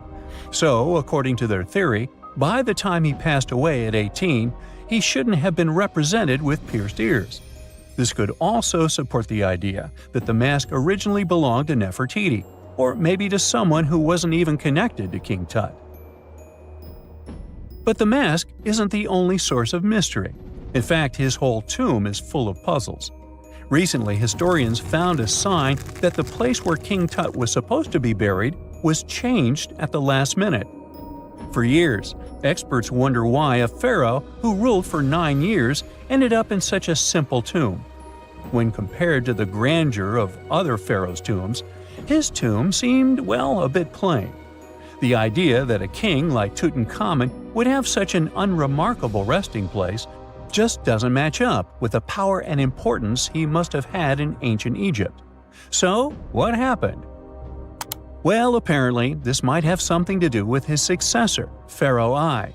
After King Tutankhamun passed away, researchers believe that I made sure to erase him from Egypt's history. So, one theory suggests that he was probably behind the quick decision to place King Tut's body in a smaller, less impressive tomb. When experts looked at I's own tomb, they found something interesting. There is a large wall covered in painted baboons. This is the same type of artwork found in Tutankhamun's tomb. It seems like the same person might have chosen the artwork for both tombs. Now, the design and decoration of the two tombs are almost identical, suggesting there was a shared hand behind both. But there is one key difference. I's tomb is fit for a king. It's much bigger and more impressive, even though the style and artwork are similar to what you see in Tutankhamun's tomb. So the theory suggests that I decided what went into both tombs. Since Tut passed away unexpectedly at a young age, his grand tomb wasn't finished in time. Normally, pharaohs start building their tombs while they're still alive to make sure everything is perfect. But Tut passed away when he was just 18, so there wasn't enough time. I may have taken advantage of the situation, ordering a smaller tomb for Tut and keeping a larger one for himself. Experts believe this theory explains why Tutankhamun's tomb is so simple and how I managed to wipe his memory from history so easily. But in the end, the story of King Tut's mask and tomb is full of mystery and intrigue. Each new discovery sheds more light on what really happened all those years ago. But one thing is for sure, the secrets of ancient Egypt still have much to reveal, and King Tutankhamun will continue to fascinate people for years to come. Whenever you hear about ancient ruins, you almost never picture them being suspended somewhere, or just randomly hanging on the branch of a tree, right? In fact, for most of the ancient artifacts we have exposed in museums all over the world, archaeologists did quite an impressive amount of digging. You see, buildings have this funny way of fading away over time if not properly taken care of. Sometimes we need to reuse some building materials, so an older construction may be sacrificed in the process. Other times houses are abandoned, and once they are exposed to the elements on the surface, like rain or sunlight, they don't really stand a chance. Some just simply crumble away due to good old erosion. So the only way a piece of architecture can survive the test of time is if it's somehow gotten buried deep down. Now, how did they end up buried in the first place? Well, it's quite the comedy of errors. Ancient cities had a habit of gradually raising their ground level like a kid adding toppings to their ice cream sundae. You see, these settlements were always busy collecting food and building materials to keep up with their ever-growing population. But hey, who has time to deal with waste and rubbish? It wasn't exactly high on their to-do list back in the day. So when it came to building new houses, ancient civilizations found it much easier to save their sweat and tears by piling up the rubble and constructing right on top. But that's not all. Rivers would also occasionally flood and deposit a layer of sediment on the city floors, further encapsulating those ancient constructions. And in those dry regions like the desert, where the wind likes to show off its sand and dust dance moves, you can bet it was a constant struggle to keep the establishments clean. One hilarious example is the Sphinx, which had its head buried in sand until a group of archaeologists unearthed it in 1817. Some ancient towns eventually got covered up because they were completely abandoned. With less human activity to control their expansion, plant seeds couldn't resist the opportunity and sprouted all over the place. They gobbled up carbon dioxide from the air and grew, adding more and more bulk to the ground. Those cheeky roots even decided to stabilize the soil made from decaying plant matter, creating layers upon layers of earthy goodness. It's like the ultimate DIY project Mother Nature embarked on, with plants as her loyal helpers. The act of digging into the secrets of ancient civilizations is not just about unearthing a lost world. It's also an epic quest to reveal the hidden treasures beneath layers of history. But how do archaeologists know where to dig in the first place? If everything is covered in layers upon layers of sediments, debris, and plant roots, they must have some sort of system they rely on before embarking on a new project, right? For starters, they're not always the ones suggesting an archaeological dig in a certain location. Let me explain. Let's say you're a contractor and you want to build a new fancy apartment complex in your city. Some local legislations have certain requirements before your project can start, though. For instance, before anyone starts building on a piece of land, they might need to bring in specialists to check the soil. These clever folks can be archaeologists, geologists, or paleontologists, and they need to keep an eye on things during development. If any artifacts or ecofacts, fancy word for organic remnants, are discovered, these experts swoop in to excavate and study them. But what about sites that have nothing to do with bulldozers and yellow hats? Archaeologists have more than one trick up their sleeves when it comes to locating ancient hotspots. They dive deep into historic records with a healthy dose of detective work. By sniffing out old documents and maps, they can piece together the puzzle of human activity in a specific area. If a site has been visited before, it's even better. Finding records of past excavations or historical accounts can give archaeologists lots of information on where to continue their treasure hunt. Before archaeologists start swinging their shovels, they engage in a bit of a visual scan mission. Armed with a grid system, they'll stroll around the site, keeping their eyes peeled for any artifacts that might be hiding just beneath the Earth's upper layer. From groundstone tools to historic glass and even ancient garbage dumps, yes, they're also valuable. These keen-eyed explorers can spot signs of human activity faster than most people. If they stumble upon midden soil, fancy term for a garbage dump, they know for sure that humans once called this place home. Archaeologists don't just rely on their trusty shovels, though. They have an arsenal of gadgets to aid in their search for hidden wonders. Geophysical tools are like their secret weapons. Take the resistivity meter, for example. This clever contraption measures the electrical component of the soil and any buried features or artifacts. A buried wall, for instance, will create a different resistivity reading than the surrounding soil. Magnetometers and ground-penetrating radar work in similar ways, showcasing potential hints of ancient treasures in the soil. And who could forget our trusty old friend, the GPS? It helps archaeologists map out precise locations, like a high-tech treasure map, leading them straight to their pot of gold. Care to virtually visit some of the most important archaeological sites in the world? Well, follow me. In the United Kingdom, for instance, you'll find this interesting place called Stonehenge. It's one of many henges scattered around, but this one really takes the cake. Picture this: massive ancient stones standing tall and proud, arranged in a funky outer ring and an inner horseshoe, with some smaller stones thrown in for good measure. And guess what? These amazing stones have been around for over 5,000 years. Talk about a serious case of rock-solid longevity. Now, here's where it gets interesting. According to local folklore, the legendary wizard Merlin whipped out his magic wand and poof! He teleported these massive stones all the way from Ireland. Apparently some giants had assembled them there, but Merlin decided they would look much better at their new location. Others think it's just the ruined remains of an old Roman spiritual edifice. These amazing structures were built by our Bronze Age ancestors. With their simple tools and limited tech, they managed to create this monumental masterpiece. Impressive, right? Unfortunately, there's still so much we don't know about this area. Stonehenge's initial purpose remains a mystery to this day. Sure, there are lots of theories, but scientists have yet to agree on the subject. However, we do know that it's perfectly aligned to catch the sunrise during the summer and winter solstices. The ancient city of Pompeii is an equally amazing archaeological site. Picture this. Mount Vesuvius, a notorious troublemaker, decided to throw a volcanic tantrum and completely covered this ancient Roman city.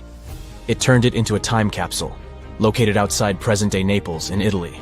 Fast forward to the year 1748, when a bunch of adventurous explorers stumbled upon Pompeii. Lo and behold, they discovered a treasure trove of well-preserved goodies: streets, houses, food. Probably a bit stale by then. Blingy jewelry, fancy sculptures, colorful frescoes, everyday household items, and even animal and human remains. It was like an epic archaeological party. From the looks of it, Pompeii had it all. Fancy houses and villas, a massive 20,000-seat arena, cute little artisan shops, hangouts like taverns. And let's not forget the saucy spots like those luxurious bathhouses for some intense pampering. There's also the sanctuary of Apollo, where people used to gather for their daily dose of worship. And of course, the bustling heart of the city, the Forum of Pompeii, where all the cool people used to hang out. And guess what? Pompeii is so cool that it made it to UNESCO's World Heritage List back in 1997. That's like the ultimate Hall of Fame for historical awesomeness. It also includes many other famous buildings and sites, like the Taj Mahal in India and the Acropolis of Athens in Greece. Phew! This summer has been turning up the heat like never before. We feel like roasted marshmallows on a sizzling grill. Yes, the world is getting hotter, but some regions have always fought with high temperatures. It turns out people had some inventions to keep themselves cool in ancient times too.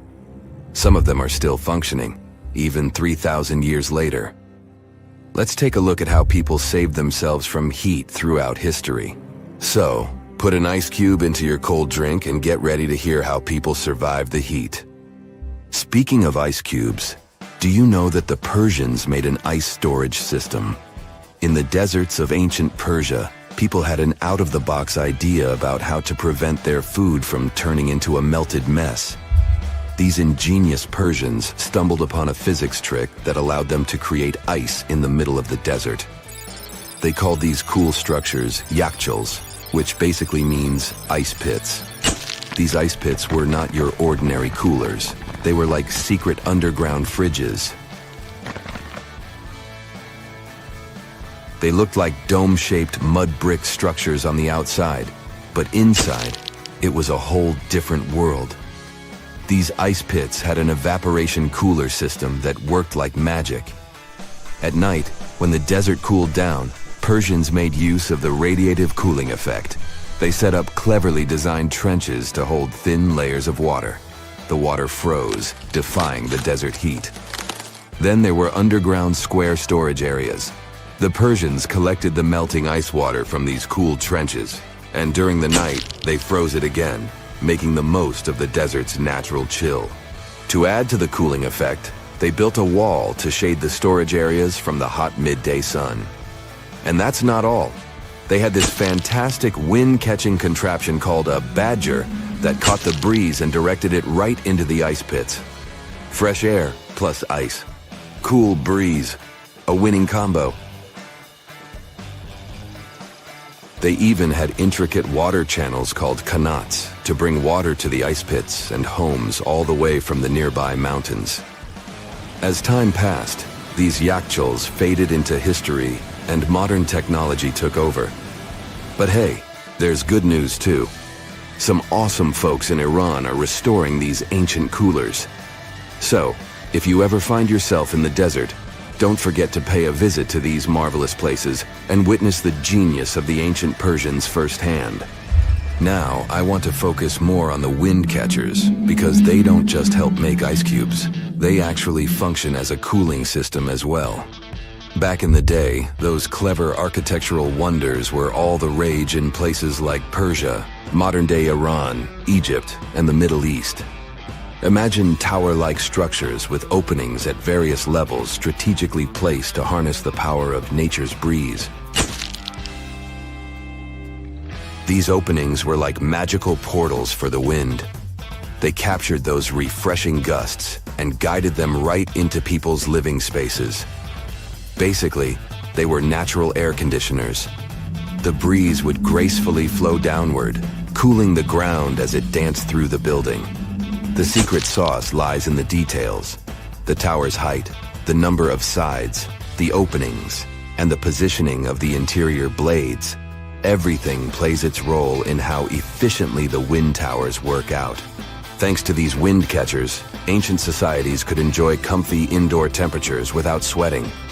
Can you imagine living in those times?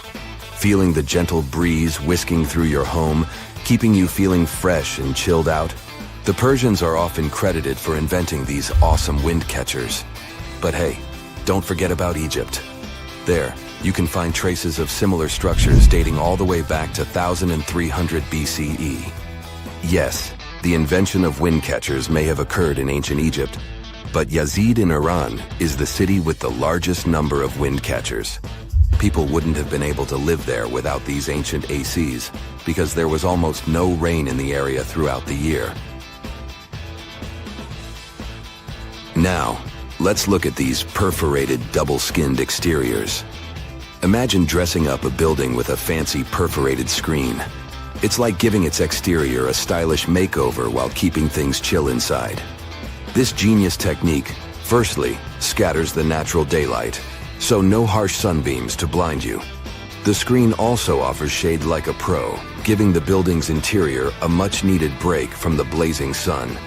Think of it as a natural sun hat for your home. Placing this screen about 4 feet away from the outer walls creates a breezy, dreamy hallway for fresh air circulation. And hey, they add a touch of elegance to the building too. These structures are sometimes called jali. Jaipur, India, for example, has an average daytime temperature of about 100 degrees Fahrenheit. So these structures are lifesavers. Jalis come in various forms, crafted from cement, earth, and wood. It's a cultural symbol deeply embedded in Indian architecture.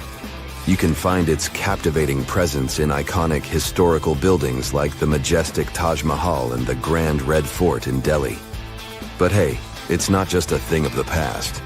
It's still rocking modern architecture scenes, and its charm has sparked creativity in artists and designers worldwide.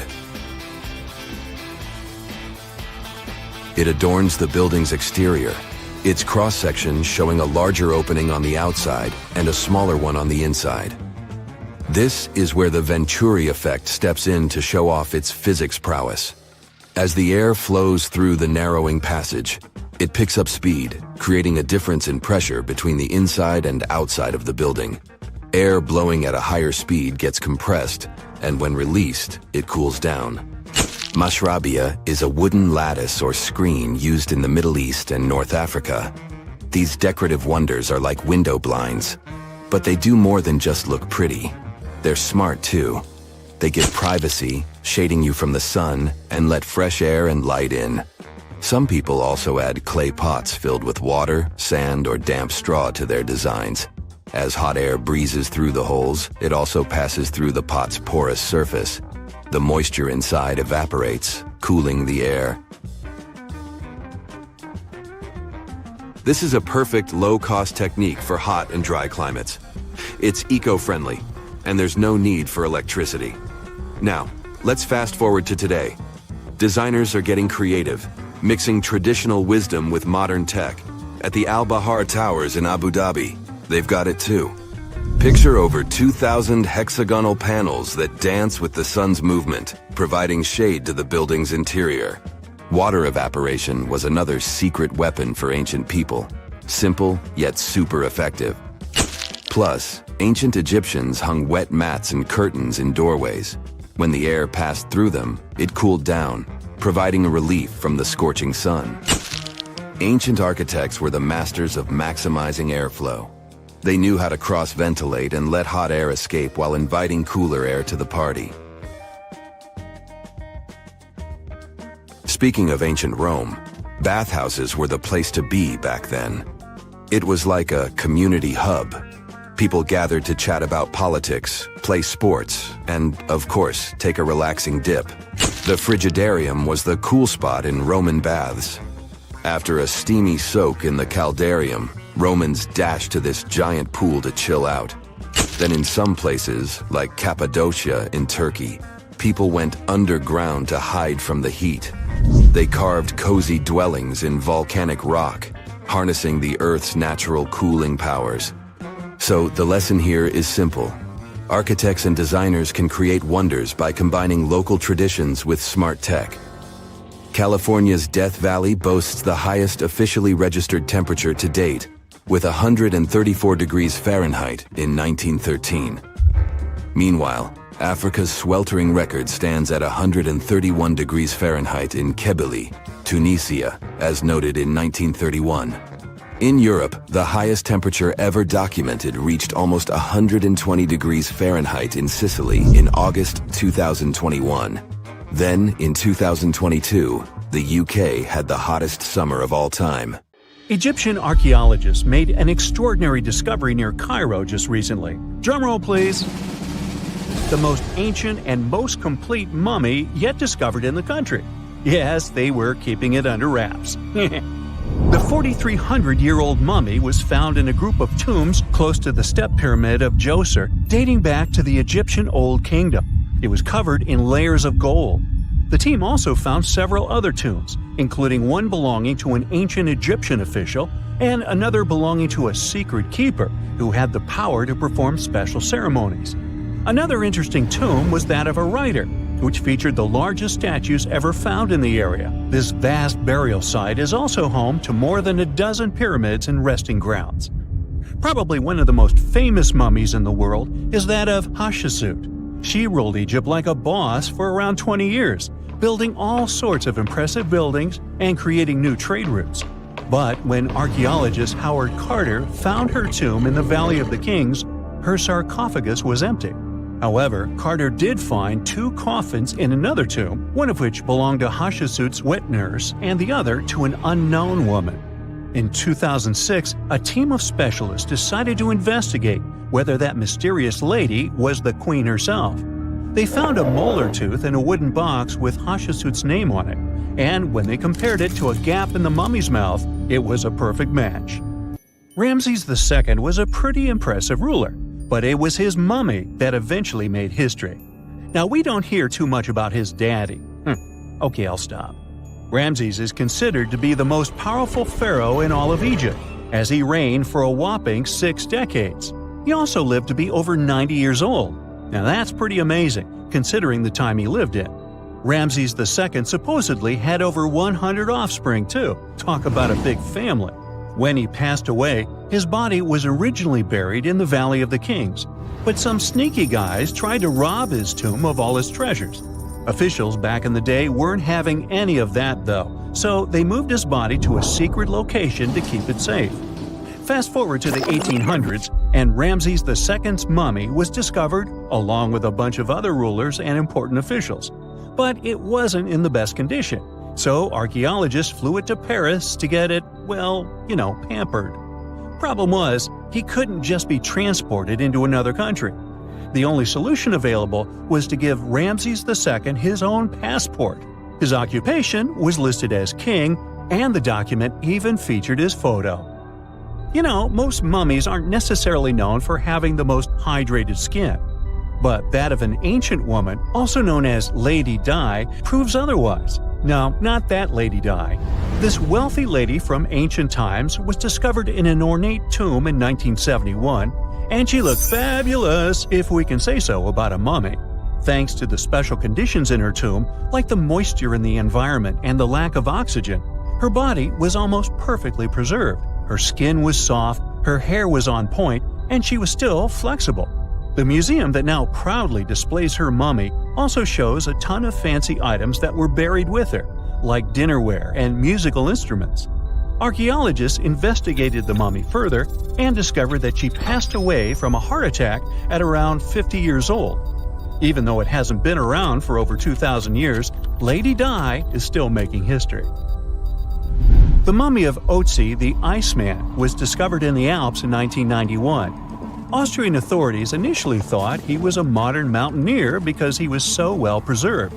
Turns out, he was actually from the Copper Age. He was found in a mountain pass over 10,000 feet above sea level. Through studying his mummy, we've learned so much about life in Copper Age Europe. For example, we know that he was a native of Central Europe and enjoyed eating meat.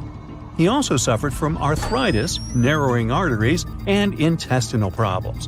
But he likely used acupuncture and medicinal herbs to treat these conditions. And apparently, he was pretty handy with tools. He sharpened them just days before his untimely demise. Who knows if he was expecting trouble or just getting ready for some routine work. Now, King Tut and his story is most likely the one that made all mummies famous. This pharaoh passed away at the young age of 19, more than 3,000 years ago. But his mummy is still one of the most well-known in the world. When his tomb was opened in 1922, people went wild because it was still intact, unlike many other royal tombs. It had some seriously blinged-out coffins, including one made of solid gold. Not only did Tut's tomb give us a glimpse into ancient Egyptian history, but his mummy also taught us a lot about the time he lived in. DNA analysis helped identify his parents and revealed that the pharaoh had a rare bone disorder that might have made walking a bit tough. Now, Ginger is most likely one of the coolest mummies you'll ever hear about. He's like a time traveler from 5,000 years ago who's still looking fly with his golden hair and perfectly preserved nails. Ginger was discovered in Egypt and is believed to be the earliest known mummified body. Before people even knew about mummification, they used to place bodies in shallow graves in the hot, dry sand. And since the sand absorbed all the water, bacteria couldn't reproduce and the body was preserved naturally. Now, scientists are not sure if Ginger's preservation was intentional or not, but since he was buried with some pottery vessels, it's likely that whoever buried him knew some serious preservation techniques. If you want to meet Ginger in person, he's currently chilling at the British Museum. One Dutch art collector bought a statue from Asia and ended up finding a weird discovery. The statue contained a mummy hidden inside. Unfortunately, the body was too fragile to move, so they had to leave it there. The coolest part is that this mummy is over 1,000 years old and was on display for 200 years before being encased in the statue. When scientists did a CT scan, they found out that the mummy was filled with paper scraps covered in writings. Experts think he might have done this thing called self-mummification, which is a pretty intense process involving a special diet and tea that makes your body less prone to bacteria. Only a few people could handle this ritual, and those who managed to do that were seriously respected. No other Egyptian queen has baffled scientists and historians like the stunning Nefertiti. Based on her statues, she was known for her slender neck, wide eyes, and high cheekbones. Her name translates to "the beautiful woman has come." Talk about living up to your name, huh? Even though she wasn't a pharaoh herself, Nefertiti still managed to leave a lasting impression. Written records suggest that, as a wife and queen, she held an incredibly influential role. Because of her power, she was indeed admired, but she also managed to make quite a lot of enemies throughout her life. She was also related to King Tut, but not biologically. Rather, she was his stepmother. So far, locals have yet to identify her mummy, but that may soon change. A local Egyptologist who has been busy excavating tombs in the Valley of the Kings has found two mummies that he believes could be Nefertiti and her daughter. According to specialists, we may soon finally get a definitive answer about the identity of these two mummies. And if one of them does turn out to be Nefertiti, we could be in for a real treat. DNA analysis and CT scans of the mummy could give us the most complete and accurate image of the queen that we've ever seen. It's crazy to think that we've only scratched the surface of what lies beneath modern-day Egypt. Nefertiti ruled during a time of great power and prosperity in Egypt, but unfortunately passed away in a period of social turmoil, leading to her gravesite being lost. Now, where's my mummy? When you think of an epic desert scene with blazing sun, endless dunes, and those magical little oases, you probably picture the legendary Sahara, right? But what if I tell you that 11,000 years ago, this vast expanse of hot sand looked totally different than it does today? Yeah, I don't know, I wasn't around then. But I'm told that back then, what we now call a desert was a lush paradise, brimming with lakes, rivers, grassy plains, and even woodsy forests. So, where did all this water go? There are many stories about the distant past of our planet when deserts were covered with jungles and forests, and then something happened, like changing climates or colossal earthquakes, and it all turned green lands into dunes. But how about a theory that Sahara became a desert because of humans and goats? The Sahara has seen its fair share of wet and dry drama throughout the ages, mostly thanks to little shifts in Earth's orbital tilt, causing variations in how much solar radiation hits the atmosphere. There were even times called the African humid periods, when the rain would pour in and transform the dry landscape into a bright green haven. But between 8,000 and 4,500 years ago, something really funky happened to this region. Certain areas went from humid to dry way too fast to explain it by just orbital changes. In the blink of an eye, the lush Sahara turned into the Sahara we know today. Now, if you ask scientists why it happened, they will tell you, oh, it's just poor parameterization of the data. Bet you didn't get it, did you? What? Well, right, let me translate it from scientific to common human. It means they really don't know the answer themselves, and they got a bunch of missing puzzle pieces. But as scientists sifted through ancient dirt and pollen samples, they spotted a quirky trend. Wherever there were pastoralists, also known as humans with their domesticated animals, the plant life seemed to shift. It was as if every time humans and their furry friends meandered through the greenery, they turned it into scrub and desert right behind them. Oops. Yep, chances are that by overgrazing, humans were sapping moisture out of the atmosphere, since plants give off moisture, which helps make clouds and making things even sunnier, leading to a quicker end of the humid vibes. Plus, our ancestors may have been getting a little too cozy with fire for land management, further speeding up the desert takeover. Anyway, scientists are sure that this lush Sahara would have turned back into desert eventually, even if humans hadn't shown up, thanks to Earth's natural rhythms. So there's no need to pin this abrupt change solely on humans. It could simply be about nature getting feedback from vegetation and dust cycles. It's difficult to determine what caused these changes, as it's all interconnected. During the last humid period, the Sahara was filled with hunter-gatherers. As things got a little drier, they started herding animals for food. The weather pushed people to herd cattle. It's also possible that grazing sped up the landscape degradation. So, which came first, the chicken or the egg? Or in this case, the human or the cow? It's tough to tell with the evidence we have now. Now today, it's safe to say that water is no longer that big of a problem in the Sahara, even though it's a huge desert and the times of lush forests there are long gone. But technology's got us covered. For example, the Nubian Sandstone Aquifer System, the biggest underground water stash on the planet. It's nestled beneath the Sahara Desert's eastern edge and stretches across 4 northeastern African countries – Sudan, Chad, Libya, and Egypt, covering a whopping 770,000 square miles and holding around 36,000 square miles of groundwater. Just look at the pipes transported when it was being built. It's the world's largest irrigation project. No wonder it's feasible to thrive in the Sahara today. But imagine thriving in the Sahara Desert with just one water source. Sounds like a tough gig, right? But the ancient Garamantes did just that, surviving and even thriving for nearly 1,000 years without monsoons or rivers flowing to their desert paradise. These clever folks were the trendsetters of urban life in the sands, and even the Romans couldn't help but notice their genius. While many thought they were just desert-dwelling savages, the Garamantes were busy building an empire in one of the toughest climates on Earth. But how did they do that? Well, they got crafty and dug a whole bunch of underground tunnels to tap into a massive sandstone aquifer. They were literally squeezing every drop of life from under the dunes. But recently, research showed that the Garamantes weren't just hardworking, they were pretty lucky too.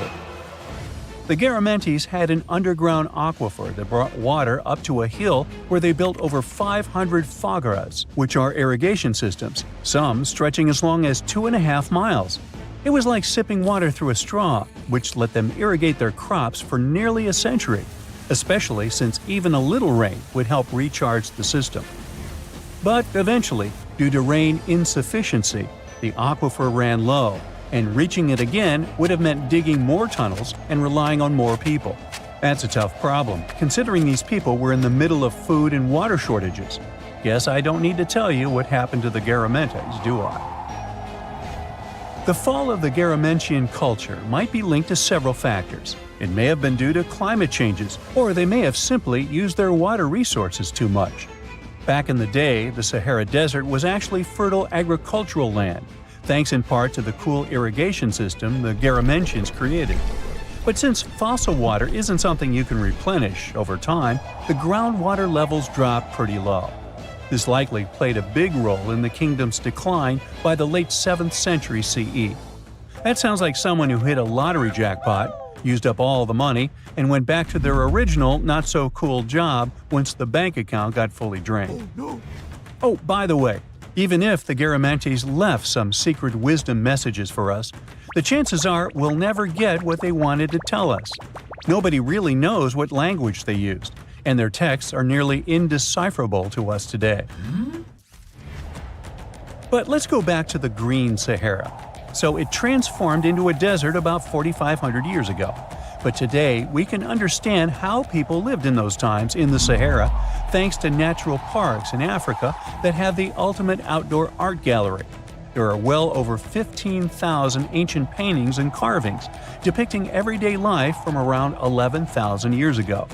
However, if the carvings aren't enough for you and you feel like visiting an actual green desert, all you have to do is book a flight to California. One of the most beautiful phenomenon in the world, the super bloom, takes place here.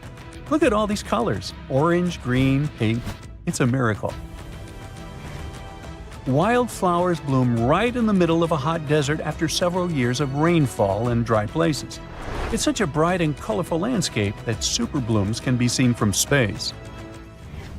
This rare phenomenon can be observed in other arid places and deserts in western and southern Africa, Western Australia, and Chile. In all these places, the weather is very hot and dry in summer. Mild humid air comes in winter, and this is the ideal environment for mass flowering. Flower seeds that lie in desert sands can wait for decades before starting to produce flowers. When the hot sun destroys all the weeds and grass, and the rainfall becomes enough to moisten the soil, the seeds are kind of like, well, okay, now it's our turn to play a big game. And then hundreds of thousands of tourists come to take photos and post these beautiful pictures on social media. And this, unfortunately, is one of the main dangers for flowers. Therefore, if you find yourself in a place like this, don't pick the flowers and don't trample on them. Stay on the path, don't litter. Take only pictures and leave only footprints. You get it? Good. So how come the world is still talking about a statue that only existed for a mere 54 years over 2,000 years ago? What made this impressive ancient construction so remarkable that we're still discussing it? I'm talking about the Colossus of Rhodes, of course. It's considered to be one of the 7 wonders of the ancient world, along with the Great Pyramid of Giza or the Gardens of Babylon.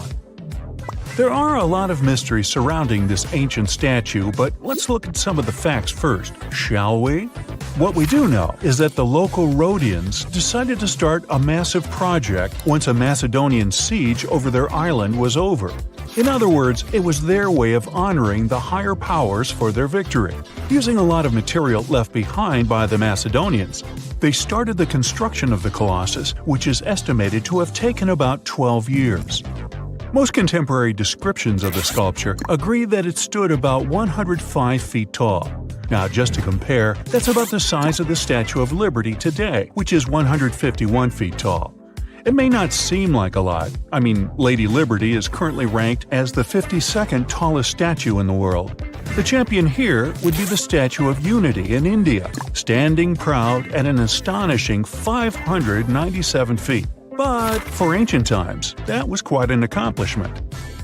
But is the similar height the only connection between the Colossus of Rhodes and the Statue of Liberty? Not really. We do know that they both also refer to Lady Liberty as the modern Colossus, since both statues were constructed as a symbol of liberation. There's even a plaque placed inside the pedestal of the New York statue, inscribed with the first verse of the sonnet, "The New Colossus," not like the brazen giant of Greek fame.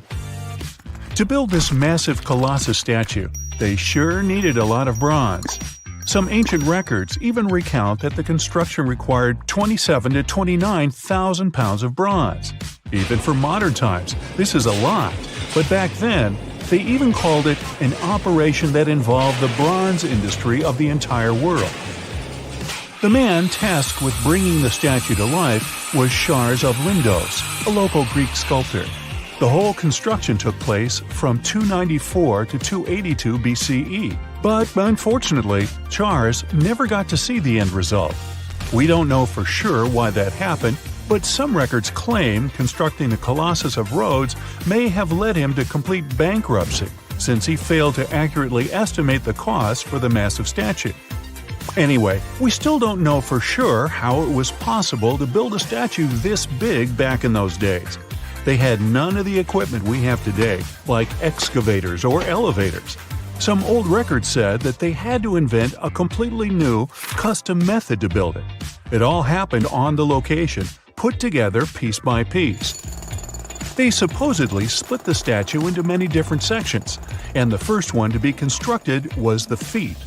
Once each section was done, huge mounds of earth were placed around it, so they could continue working on the next section above.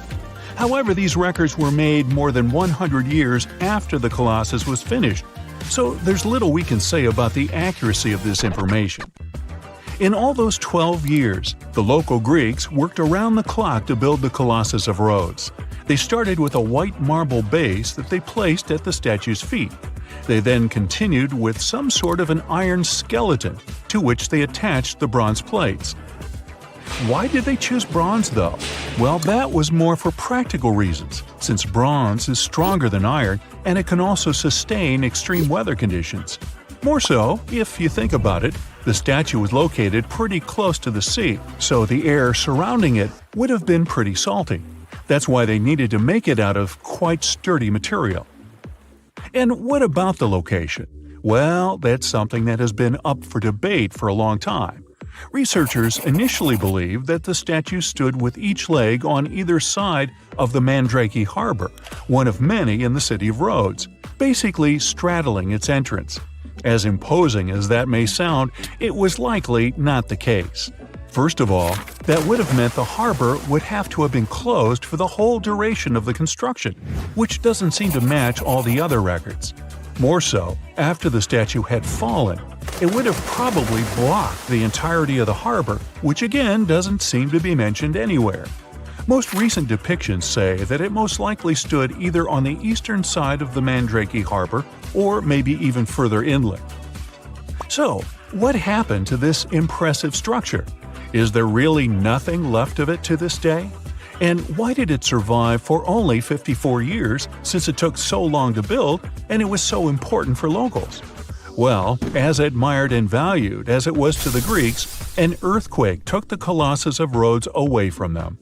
The story goes that because of the movement of the earth beneath it, the statue snapped at its knees and was completely laid on the ground. Nonetheless, the statue still continued to be admired for centuries. The Rhodians refused to rebuild it as they considered it a sign and did not dare intervene with destiny. By the middle of the 7th century, they had taken away what was left of the statue completely. Legend says it took about 900 camels to carry all the bronze away from the location. And what about the looks of the statue? This is also one aspect that is still shrouded in mystery. Even though it was a symbol of the locals' pride in maintaining their independence, they did not use the depiction of the statue for any of the coins they made, even though that was kind of customary. Other art historians do think, however, that the Colossus was similar to other depictions of the same mythological creature, a male figure that had rays of light rising from its head. The position of its hands is also still up for debate. Some say it might have even been holding a torch. We don't know if his hands were pointed straight down or whether the right arm was raised, like in similar representations in Greek mythology. The original might not be here for us to admire anymore, But there are some plans out there to rebuild it. A group of European architects intends to build a 21st century version of the ancient statue. This new construction is planned to stretch 500 feet tall. It should serve as a cultural center combined with a lighthouse. To make sure it won't have the same destiny as its ancient ancestor, these designers intend to use a lot of technology available today. Firstly, they plan to cover the whole exterior of the modern Colossus with solar panels so that the enormous building has enough electricity. They also intend to use modern resources to make sure earthquakes and wind forces won't affect the massive structure yet again.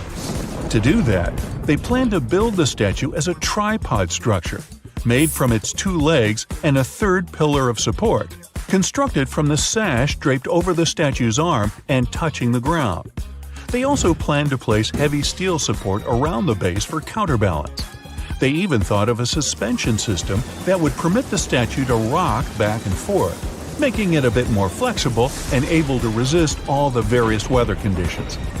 The manufacturer's suggested retail price on this project is quite high though, estimated at around $283 million. Supporters of the modern Colossus are optimistic as they are certain they can raise that impressive amount of cash through crowdfunding and private investments. Ooh, so check this out. Researchers just found some super old footprints from a family of extinct humans, like we're talking 300,000 years ago. The prints belong to a group of Homo heidelbergensis. Ooh, that's a tough one, but I nailed it. So those dudes were pretty advanced for their time. They were building homes and hunting big animals. But unfortunately, they couldn't handle climate change and disappeared about 28,000 years ago. No, they weren't sissies, trust me. The weather was really tough back then, and they couldn't just go grab a down jacket like you do. So, the University of Tübingen crew made the discovery in Germany, where they found the perfectly preserved prints in a forest by a lake.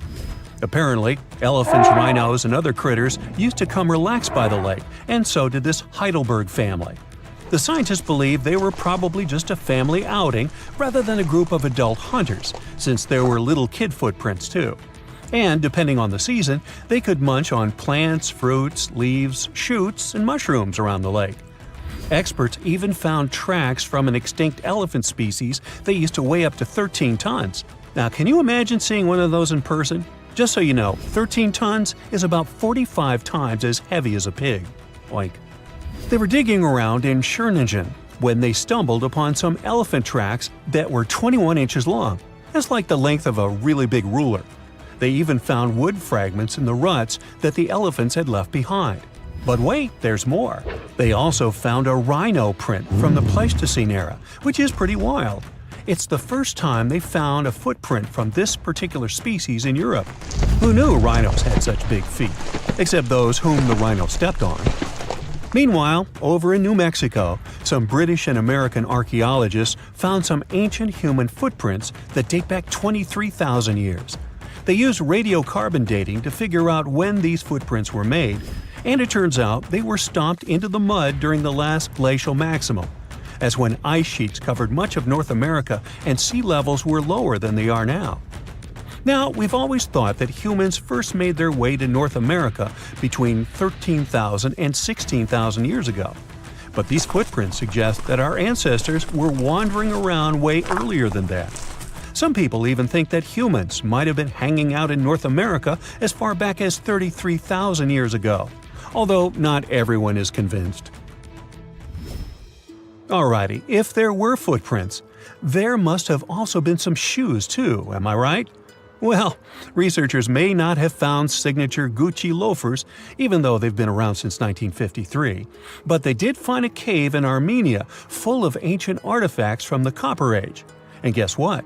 Those artifacts included a seriously well-preserved shoe that's now the oldest footwear ever found. That footwear was made from a single piece of cowhide leather, which is pretty rare today, despite all the fancy schmancy technological upgrades we've got today. Talk about premium quality. Currently, the coolest modern-day designer shoes are trying to copy this hole-cut technique. The shoe was also rubbed with some kind of plant or vegetable oil for extra durability, and it even had shoelaces that crisscrossed through a series of holes, just like our beloved sneakers today. The shoe was about the size of a woman's US 7, so we're guessing it was tailor-made for some fancy pants wealthy person. Can you imagine rocking these feet whips back in the day? They were possibly the talk of the town. Now, since we're talking about shoes, have you ever had that gross feeling when you step in something sticky? Especially if you're wearing a brand new pair of white sneakers? No, not what you're thinking. I'm talking about chewing gum. It's a total buzzkill to have it stuck to your shoe. A super cool British archaeology student named Sarah Pickett found a 5,000-year-old piece of Neolithic chewing gum made from birch bark tar while on a dig in Finland. It even had tooth marks in it.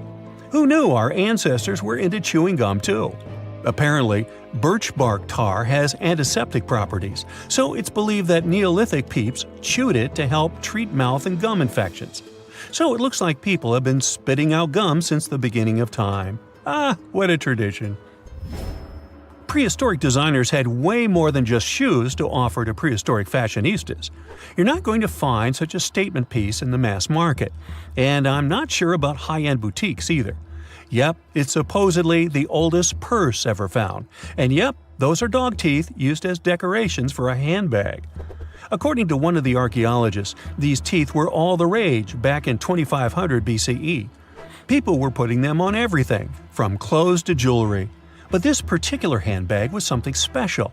It had over a dozen sets of teeth and was super fancy, which means whoever owned it was perhaps a VIP. Unfortunately, the purse itself didn't survive the test of time.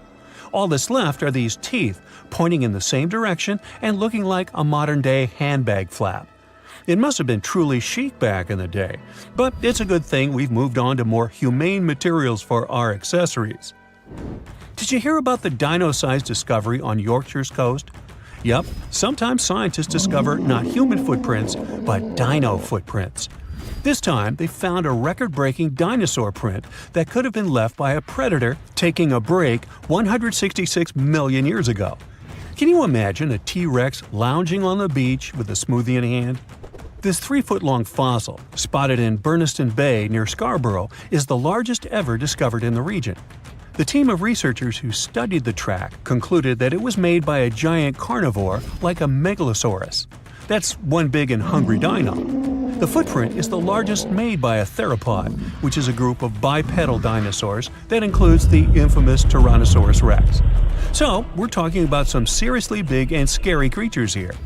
A paleontologist from the University of Manchester said the discovery had shed new light on the behavior of these carnivorous giants. Apparently, features of the footprint suggest that this large predator was squatting down before standing up. Maybe it was doing some yoga or taking a bathroom break. Who knows? Another archaeologist, Marie Woods, stumbled across the print while collecting shellfish on the shore. She said she couldn't believe what she was looking at. I mean, who would expect to find a giant dinosaur print while picking up some clams? It's lucky that Ms. Woods and Rob Taylor, a local fossil collector, rescued the fragile print from the shoreline. Experts warned that it was at risk of being lost to erosion or landslides. Now, plans are in motion for the footprint to go on public display at the Rotunda Museum in Scarborough. But there's some more dino-mite news. Several drought conditions in Texas have revealed ancient dinosaur footprints that are over 100 million years old. Multiple dinosaur tracks belong to the dinos were recently discovered at Dinosaur Valley State Park in northwest Texas. The droughts have caused a river running through central Texas to dry up almost entirely, which is how these prehistoric prints were finally uncovered. This guy was a real beast, measuring 15 feet and weighing in at 7 tons. It used to roam the area over 113 million years ago, according to the state park.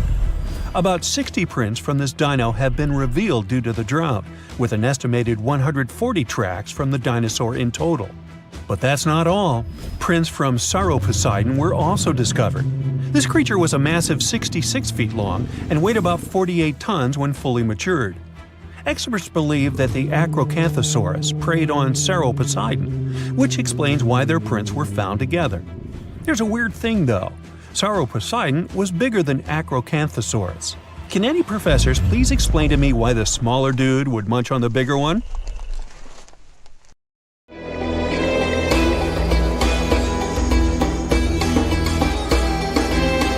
The Great Pyramid was created as the final resting place of ancient Egyptian monarch Khufu. According to legend, French leader Napoleon entered the Great Pyramid and came back out looking shaken and super pale. He never revealed what he saw inside, but whatever it was is said to have affected him for the rest of his life. When Napoleon entered the pyramid, he would have walked through a super tight and ascending passageway. He'd then go through another passageway known as the Great Chamber. This corridor would have been much taller than the previous one and would have cobbles too. He'd then reach the King's Chamber, the centerpiece of the Great Pyramid, which was lined with huge blocks of granite. But it wouldn't have looked as grand as we might imagine. There are no hieroglyphics decorating its walls, as Egyptians only began decorating the burial chambers of pyramids much later on. The pharaoh's tombs deep inside the pyramid would have also been filled with treasures, from chunks of gold to the world's most expensive jewelry. But this would have all been looted a long time ago. The only thing that probably would have been left in there would have been a huge sarcophagus, which would have once contained the king's mummy. He'd also have to walk past the queen's chamber. This room most likely didn't hold any queens though, as pyramids were usually only built for one person. There are mysterious tunnels leading from here. To this day, no one is really sure what they're there for. And that's not the only mysterious and creepy thing Napoleon may have encountered, as stories of pharaohs leaving ancient curses on pyramids go way back. Many pyramids had warnings written on the outside, telling of horrifying things that would happen to those who entered and disturbed the peace. We might not know what exactly Napoleon found in the Great Pyramid that scared him so much, but we know for sure what was found in Tutankhamun's tomb. Tutankhamun was an ancient Egyptian pharaoh who was only 8 or 9 years old when he took to the throne. He became a cultural phenomenon when his tomb was discovered almost completely intact in 1922. His pyramid sits in the Valley of Kings in Thebes, modern Luxor, which is in Egypt. Unlike the Great Pyramid, Tutankhamun's tomb was covered in beautiful wall decorations. The walls told the story of how he would travel to the afterlife through the underworld. Egyptians believed all people would have to take this journey, so they would fill their tombs with objects and paintings to help them get there. There'd also be spells painted on the walls. They believed this would help people pass over to the next realm. The journey would be pretty long, and for that reason, the ancient Egyptians would also fill the pyramids with food. Tutankhamun's pyramid was filled with 8 fruit baskets. They even found something called gingerbread fruit in there. The rooms were jam-packed with furniture, statues, clothes, and staffs, amongst a whole bunch of other things. You'd likely find a lot of clothes and expensive jewelry in the pyramids as well. The ancient Egyptians wanted their ancestors to travel in style to the afterlife. They put Tutankhamun in his final resting place with over 50 pieces of clothing, all of the highest quality. There were tunics, scarves, gloves, and headdresses, and a ton of jewelry. Bracelets, pendants, necklaces, rings, and scarabs for protection were all found inside. Each of them was made of gold or precious stones. There were also fans made of ostrich feathers to keep the old pharaoh cool in the hot Egyptian sun. But the temperature inside the pyramids never actually went above 68 degrees Fahrenheit. The ancient Egyptians developed a super cool air conditioning system that we don't fully understand even today. Tutankhamun's pyramid also contained 130 walking sticks made from ebony, ivory, silver, and gold to help him on his journey. There were 3 chariots hidden away in case he got tired of all the walking. They also put 11 boat paddles inside, but there was no sign of any boat. The pyramids would be littered with the pharaoh's favorite scents and perfumes. During the excavation of Tutankhamun's pyramid, it quickly became clear that it had been robbed during ancient times. There was damage to doors and traces of oils left in empty jars. It looks like someone raided the pyramid for gold and the scents, perfumes, and oils that had been left for King Tut.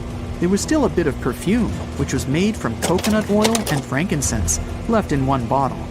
It seems like Pharaoh Tutankhamun loved board games. there was an ivory traveling set of senet in his pyramid. Although we don't know for sure exactly how to play it, we have figured out it was sort of an ancient Egyptian version of backgammon. It looks like it was a two-player game where the goal was to knock your opponent off the board. Not really sure who Tutankhamun's mummy was supposed to play with, though. The ancient Egyptians had some rituals that may seem pretty strange to us. For example, they used to shave their eyebrows off if they ever lost a cat. So it's not too surprising they put some really weird things inside pyramids.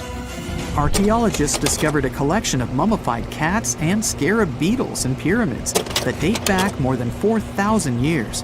They were found in the pyramids of Saqqara, which is south of Cairo. They also found a bunch of makeup kits and mirrors inside. Makeup was worn proudly by both men and women in ancient Egyptian times. Eyeliner was the most popular cosmetic. The Rosetta Stone was one of the best discoveries ever made in pyramids. It was found by our man Napoleon Bonaparte and his team. It's a black granite rock that dates back to 196 BCE. It's transcribed in Greek, Demotic, and hieroglyphic. When it was translated in 1822, we got the key to understanding ancient Egyptian hieroglyphics for the very first time. The discovery of Queen Hatshepsut's mummy in 1903 changed our understanding of the Egyptians forever. After she had passed away, her successor, Thutmose III, removed most of the evidence of her reign, so we basically knew nothing about Egypt's first great female leader. She's now gone on to become one of the few and most famous female pharaohs of Egypt. Pharaoh Khufu even had a fully fledged boat in his pyramid. Archaeologists uncovered more than 1,200 pieces of a giant boat near the Great Pyramid at Giza. They reassembled the boat, and it's a whopping 144 feet long. It's most likely a solar boat, which was designed to carry the resurrected king with the deity Ra. Fun fact, the Pyramid of Giza is the last remaining of the 7 wonders of the ancient world. The other 6 are the Hanging Gardens, the Colossus, the Temple of Artemis, the Mausoleum, the Lighthouse, and the Statue of Zeus. This pyramid was also the world's tallest man-made structure for 3,800 years, and it's the biggest pyramid in Egypt. It took a staggering 2.3 million blocks of limestone, and some weighed as much as 80 tons. It took an incredible 100,000 laborers and a whopping 23 years to build. Its original height was a mega 480 feet. In 2017, archaeologists discovered something weird about Egypt's Great Pyramid. There's a hidden void that's at least 100 feet long, and no one really knows why it's there or what's actually inside it. The weird void is the first inner structure discovered within the 4,500-year-old pyramid since the 1800s.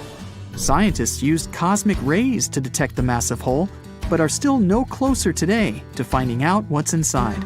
The ancient Egyptians took a lot of care building the pyramids, and everything was strategically placed and structurally sound, so it's super unlikely that this hole is due to blocks falling over time. Loads of pyramids also contain small model figurines called ushabti. These represented attendants. They believed they would come to life to serve the pharaohs in the afterlife. But it's amazing that all this stuff actually fit inside. There isn't actually a huge amount of space inside the structures. It's mostly just rock. A piece of whale rib has recently been found in a North Carolina mine. Not a big deal, some might think. Hey, why can't a whale be a miner, right? But this fragment offers scientists a unique glimpse at the interactions between prehistoric sharks and whales from around 3 to 4 million years ago.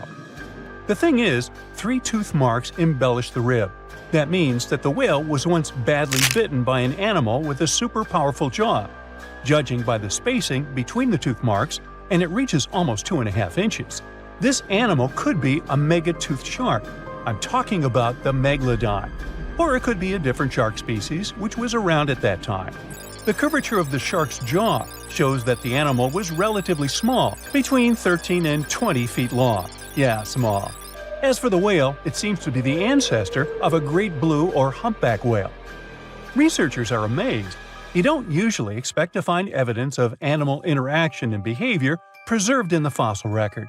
After examining the sample carefully, they concluded that the shark must have gone away with a mouthful, but the whale had survived because most of the fossil fragment is covered with what is known as woven bone. It quickly forms in response to localized infection. Such bone isn't particularly strong, and later the body remodels it into compact bone tissue. But it takes time. The presence of this bone means that the healing was incomplete and the whale passed away 2 to 6 weeks after the unfortunate encounter. On the other hand, its demise could have been unrelated to the infection and injury. Only a handful of fossils show such kinds of interactions between ancient animals. You can often find bite marks on fossils indicating where the animal passed away and its carcass was scavenged. But this fossil is one of a few examples that not only show a wound inflicted by another animal, but also demonstrate that the prey survived. All fossils are exciting for paleontologists. Yes, they need to get out more. But some might look terrifying to regular people. For example, look at this picture of tentacle arms and octagonal-shaped heads. When it first appeared in mass media, internet users claimed that it was some ancient organism that had come from space. Others thought the story was fake. But in fact, both the picture and the fossil are real. The fossil is known as a mortality plate, a fossilized representation of a mass extinction event of one or several species. The fossil actually contains more than a dozen specimens of a type of marine organism called a crinoid. Despite their looks, crinoids were not plants but marine animals. This particular species lived deep underwater on the seafloor. Crinoids were related to starfish, sea urchins, and brittle stars. These creatures could attach themselves to the seafloor with stalks made up of flexible porous discs connected by soft tissue.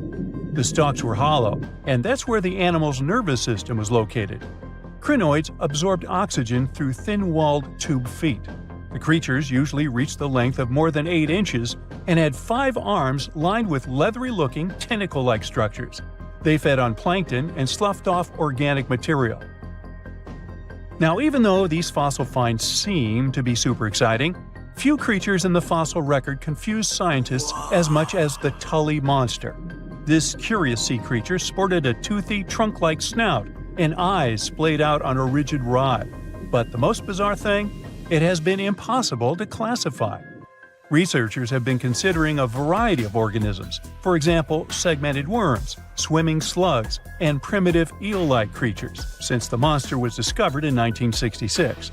Recently, they have even tried to connect it to some species of jawless fish with a backbone-like structure. A team of scientists from Japan has used high-resolution laser scanners to examine the anatomy of Tully monster fossils in 3D. They concluded that the enigmatic fossil might be an invertebrate after all, and still, the true identity of the creature remains elusive. In the 1950s, amateur fossil hunter Francis Tully found a ghostly imprint of a torpedo-shaped organism with a huge tail fin in the Mizon Creek fossil beds in Illinois. Tully had never seen anything similar to the torpedo structure. He took his find to Chicago's Field Museum of Natural History. Paleontologists working there were baffled as well. Since then, scientists haven't been able to determine where the creature fits on the phylogenetic family tree, or where they should spend Thanksgiving. In 1741, an explorer and captain named Vitus Johansen Bering led an expedition to map the coast of Alaska. The ship he was on got shipwrecked on what later became known as Bering Island, and they got hungry. Half the crew survived thanks to the discovery of an extremely large sea cow. With the meat of these animals nourishing them, the sailors managed to build a small ship from the wreckage and return home. On their way back, a scientist who was among them spent his time documenting the animals and plants they had found. The sea cow was particularly interesting because without it, the crew wouldn't have survived. These animals were more than 26 feet long and weighed around 10 tons. All sea cows are members of the order Sirenia, marine mammals more closely related to elephants than cows. The scientists described them as having black skin, a small head, and stubby forelimbs. Those sea cows floated on the water's surface, munching on kelp. After the information about these animals became widespread, sea otter fur trading expeditions made use of that convenient depot en route.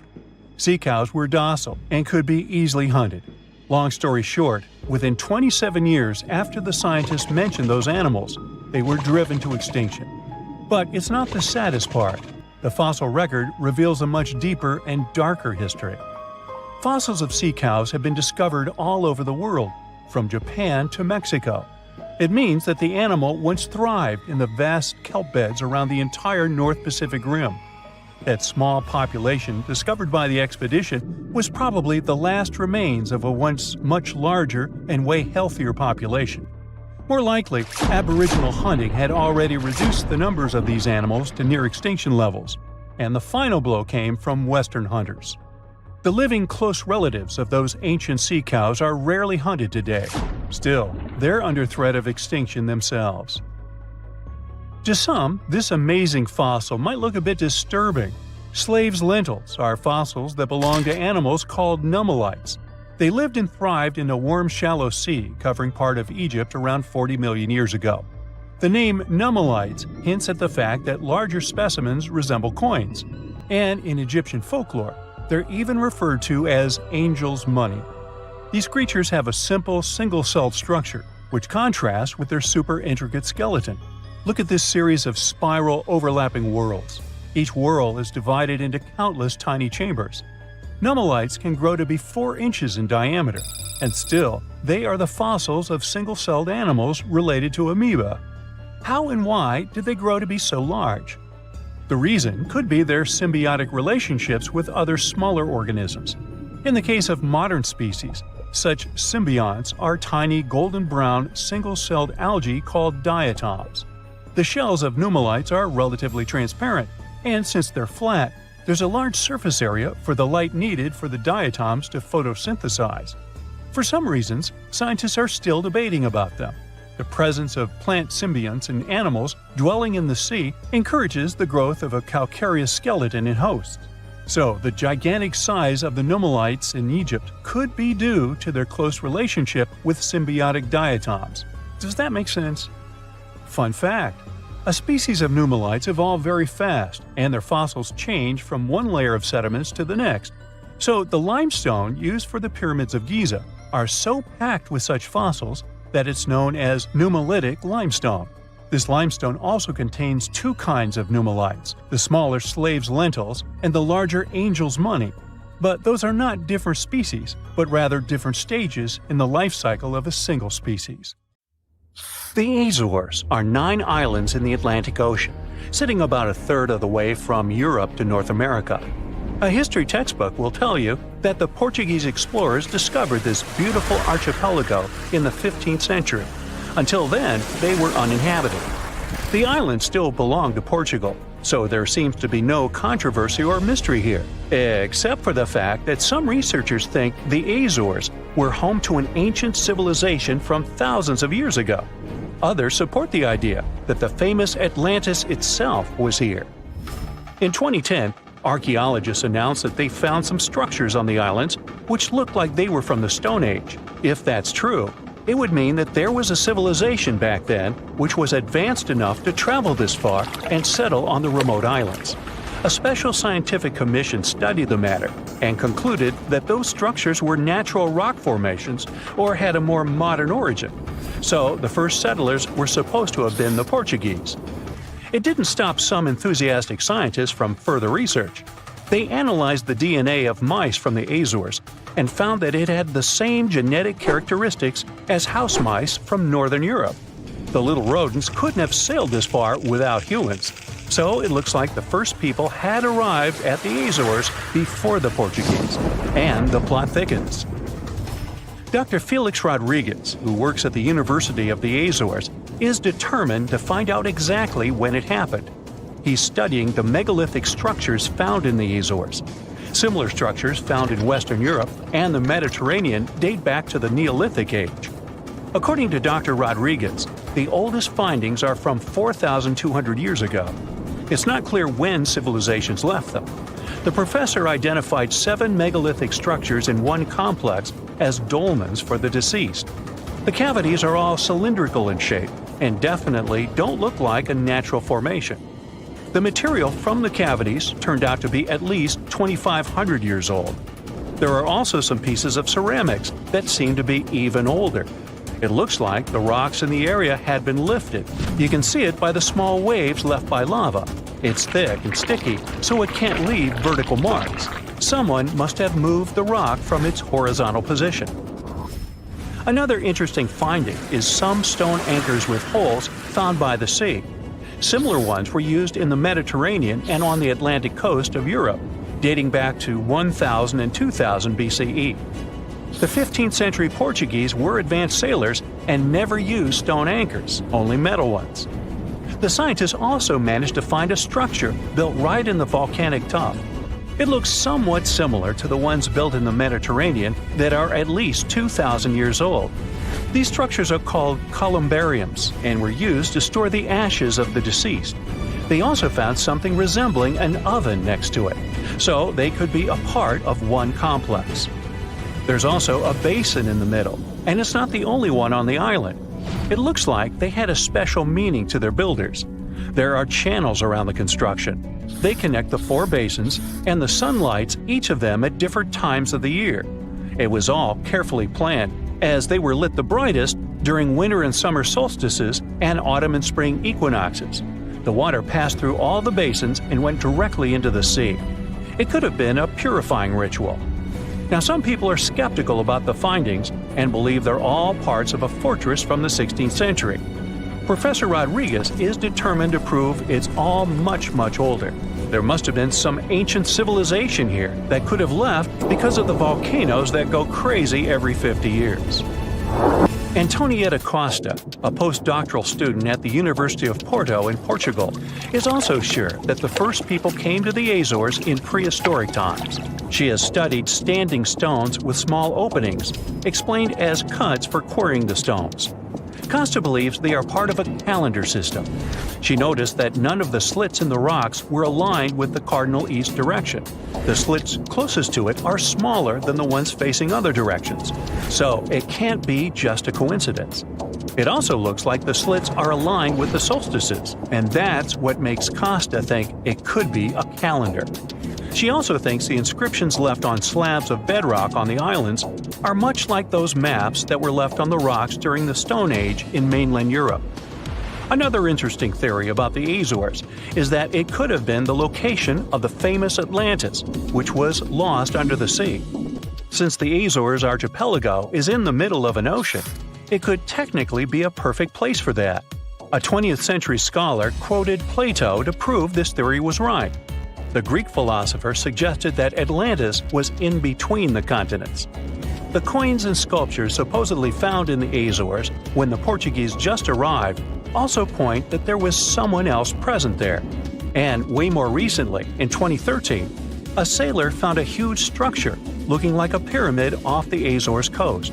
It was most likely a large submarine volcano, but it's much cooler to think it was some big deal in Atlantis, right? Peru has its own mystery.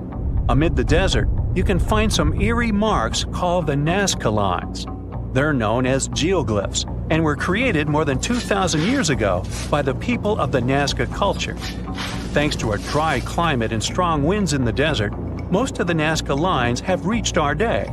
To create them, Nazca people removed the top layer of the pebbles and revealed the soil beneath the ground. The color of the soil changes from reddish-brown to yellowish-gray, so the lines always look different. Most of the geoglyphs depict plants and animals. You can clearly see a monkey, a whale, a condor, a hummingbird, a spider, various flowers, trees, and other plants. There are also some geometric shapes, such as triangles, trapezoids, and spirals. Since they were discovered in the 1920s, scientists have offered different explanations for the lines. Some say that in Nazca culture, people ascribe special significance to these motifs, so they probably created these shapes for deities in the sky to see. Others believe they were a sort of astronomical calendar, and animal sketches were modeled after groups of stars. This theory was proved wrong, so the purpose of the lines remains a mystery. Another place that leaves many questions is Nimrut Mountain in Turkey. This mountain has a complex of monuments with temples and tombs. It was built by the Kingdom of Commagene, which ruled here around the 1st century BCE. There are statues of King Antiochus, 2 lions, 2 eagles, Zeus, Hercules, and Apollo. Archaeologists found the ruins of this complex at the end of the 19th century. They thought it had been built by the Assyrians. Then, some of the most famous scientists of the time came here and found an inscription in Greek. It had details about the sculptures and the names of important members of the Commagene royal family. It looked like it had been put there for future visitors. The scientists established that the statues used to be full-size figures. Changes in temperature, strong winds, snow, and the bright sun didn't leave them a chance to last in all their original glory. Plus, the complex is in an earthquake zone, so all you can see now is mostly the heads of the statues. They look incredibly complex and large for their time. The biggest question is, how did the people who lived thousands of years ago manage to create such huge sculptures on top of the mountain? It's obvious that they worked on shaping the limestone blocks up there and not on the ground. So, stay tuned. We'll keep an eye on this. Imagine you've booked a tour through the jungles of Costa Rica. All of a sudden, you stumble upon a huge stone sphere, nearly the length of a king-sized bed in diameter. How on earth did it end up there? And what does it symbolize? You immediately ask your guide. He's not as amazed as you are and tells you that there are actually several hundreds of them scattered across the south of the country. The mysterious stone spheres don't have an official name. The locals simply call them las bolas, which means balls in Spanish, while historians refer to them as diquis spheres, after the culture that produced them. Scientists have studied the sediment layers of the earth around them and estimate that the earliest were made around the year 600 CE, and the newest ones date to the year 1000 CE. Many of the spheres were relocated after their initial discovery, and that's why archaeologists can't date them precisely. The diquis culture completely disappeared shortly after they were discovered by the Spanish in the 16th century. Unlike the Mayas and the Aztecs, the myths or legends of these peoples didn't survive, so they cannot explain the existence of the mysterious orbs. More than 300 of these objects have been discovered so far, with some being smaller than 1 inch in diameter, and the largest measures 6.6 feet in diameter, standing taller than most humans. Although there are ones made from limestone, most spheres were carved out of a coarse version of basalt, a type of rock that forms when lava cools rapidly. Some orbs weigh up to 15 tons, and in most cases, their surface is smooth to the touch, although there are coarse, mostly unfinished pieces. If we throw away the theory that river erosion naturally sculpted the spheres, the ancient people seem to have created them by hammering boulders with other rocks. Once they got the rough shape they were aiming for, they would polish the rock to perfection, using techniques such as controlled fracture and grinding. The mysterious spheres are located in the Diquis Delta, on the coast of the Pacific Ocean. Most of them can be found in a place called Farm 6, which, alongside 3 other sites, was proclaimed a UNESCO World Heritage Site in 2014. The area contains other finds from the pre-Columbian era, such as paved areas, burial sites, and mounds. For centuries, the stone balls were hidden under a thick layer of sediment that protected them against the elements and looters until they were unearthed during the 1930s. The company that owned the land was clearing the rainforest for banana plantations when they stumbled upon these unusual stone constructions. Some were damaged by bulldozers, and some by workers trying to pry them open, as they believed there was gold hidden inside. It took a while before the authorities intervened to stop further damage to the finds. Doris Stone, the daughter of an executive of the company that owned the land, was the first to study the spheres. In 1943, she published an article in a leading American archaeological journal, turning the world's attention to the orbs. Expeditions soon followed, and archaeologists were immediately able to determine that the stone formations were human-made, probably created by the ancient indigenous population of Costa Rica. To this day, no one has been able to fully explain their function in a scientific way. It means there's still room for some wild theories about the sphere's origins and true purpose. The most popular theory in the scientific community is that the stone spheres served as decorations and status symbols, as many of them were found near the houses of chieftains. Local tribal leaders were also laid to rest with some of the smaller balls, so these stone formations were definitely associated with power in some way. Chiseling a boulder to perfection involved a lot of labor and planning, and only powerful individuals could afford it at the time. The other popular theory is that the boulders were used for astronomical observations. Individual spheres represented stars or planets, like a primitive map of the night sky. Since they were perfectly round, it was easy to roll them around. Before the jungle engulfed them, the area where they were found was a flat alluvial plain, ideal for rolling large boulders around. Another version of this theory suggests that the stones were used as boundary markers, much like modern border stones, which are also mostly made from stone. Finally, legends from other tribes that lived in the area tell of how the spheres were cannonballs that the deity of thunder used to drive away the deity of winds and hurricanes. We still don't know the original purpose of the Costa Rican spheres, but they remain an important part of the country's national identity. The National Museum in the Costa Rican capital, San Jose, has 6 of them in its courtyard. Many other spheres have become prized garden decorations for wealthy Costa Ricans. There's even one at Harvard University. More than a millennium after they were created, the mysterious stone spheres of Costa Rica are still associated with power and wealth. In terms of numbers, the stone orbs are not perfectly round.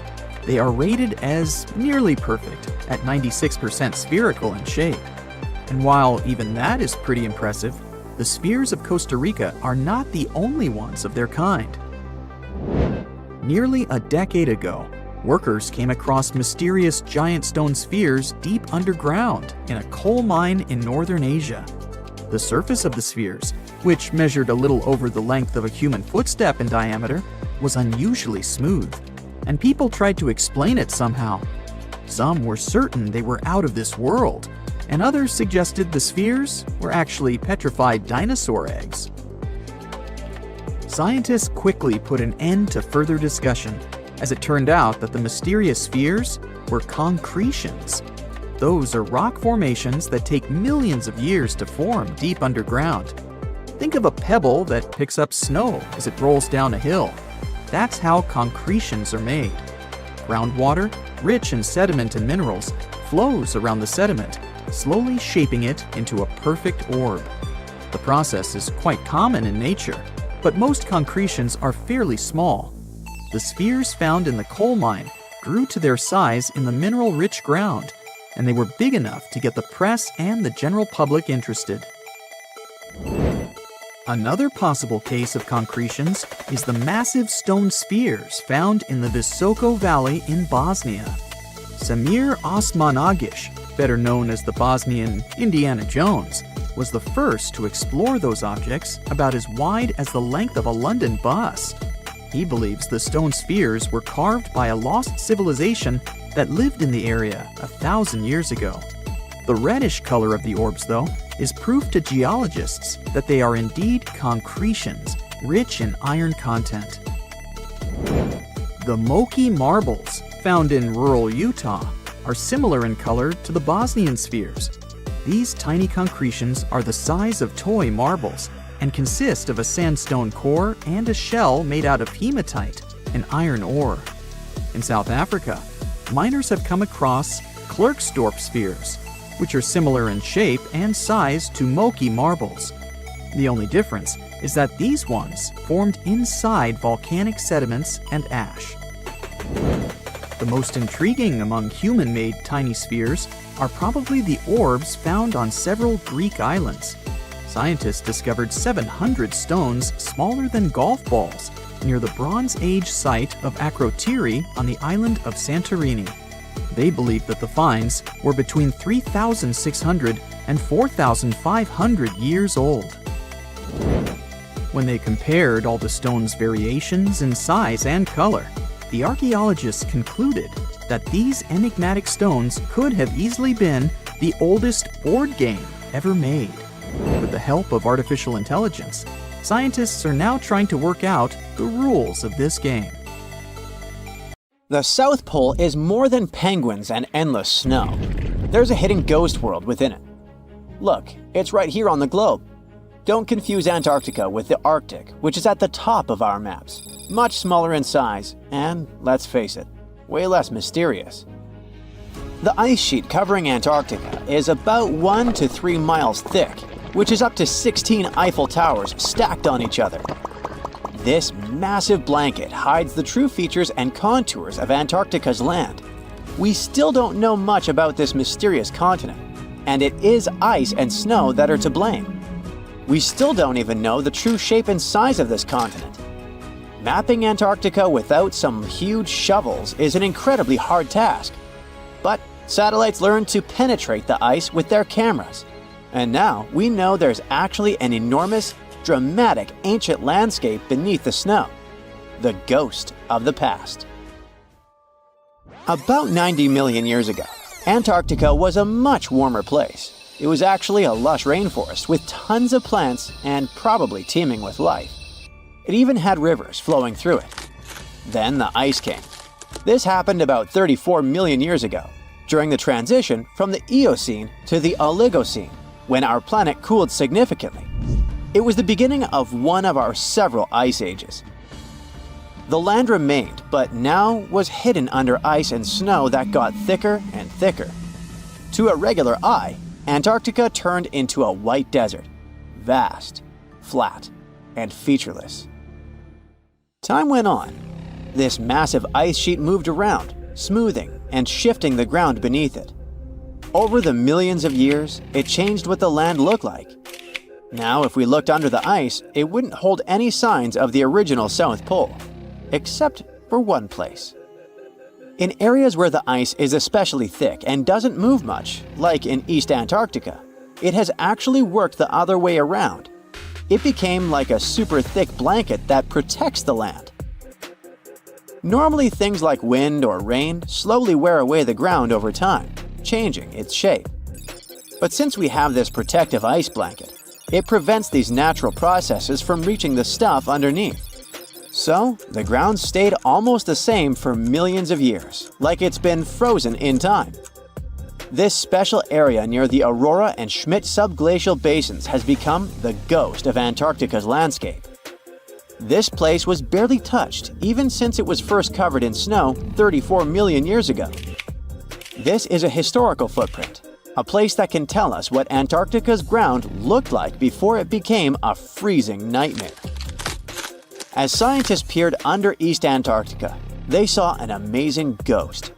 The traces of the rivers that were flowing there millions of years ago, various valleys, and some weird little islands, as well as 3 big chunks of land shaped like the letter U. Hey, what's that all about?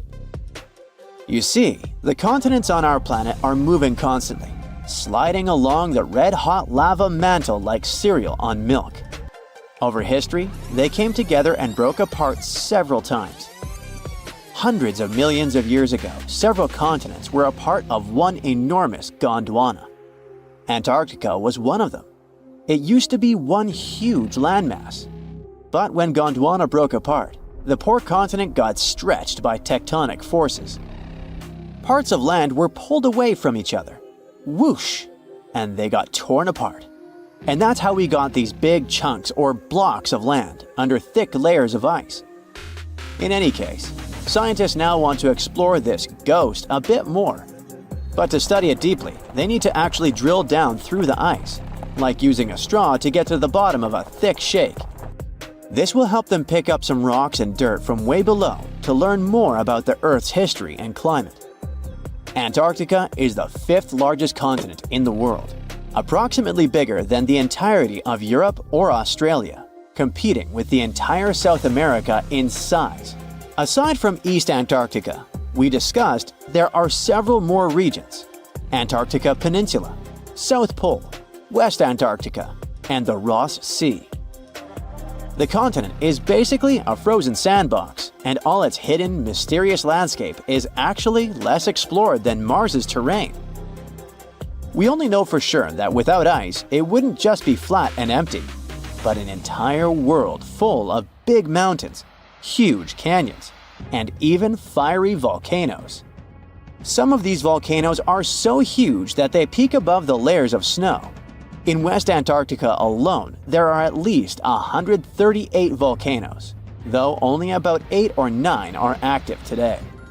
One of the craziest ones is Mount Erebus, the southernmost volcano and the tallest one on the continent, about 12,500 feet high. And deep beneath the ice sheet, this guy hosts incredible, beautiful subvolcanic caves. The temperatures there are warm enough for t-shirts. The Antarctic Peninsula, or Lesser Antarctica, looks like a bunch of mountainous islands deeply underground.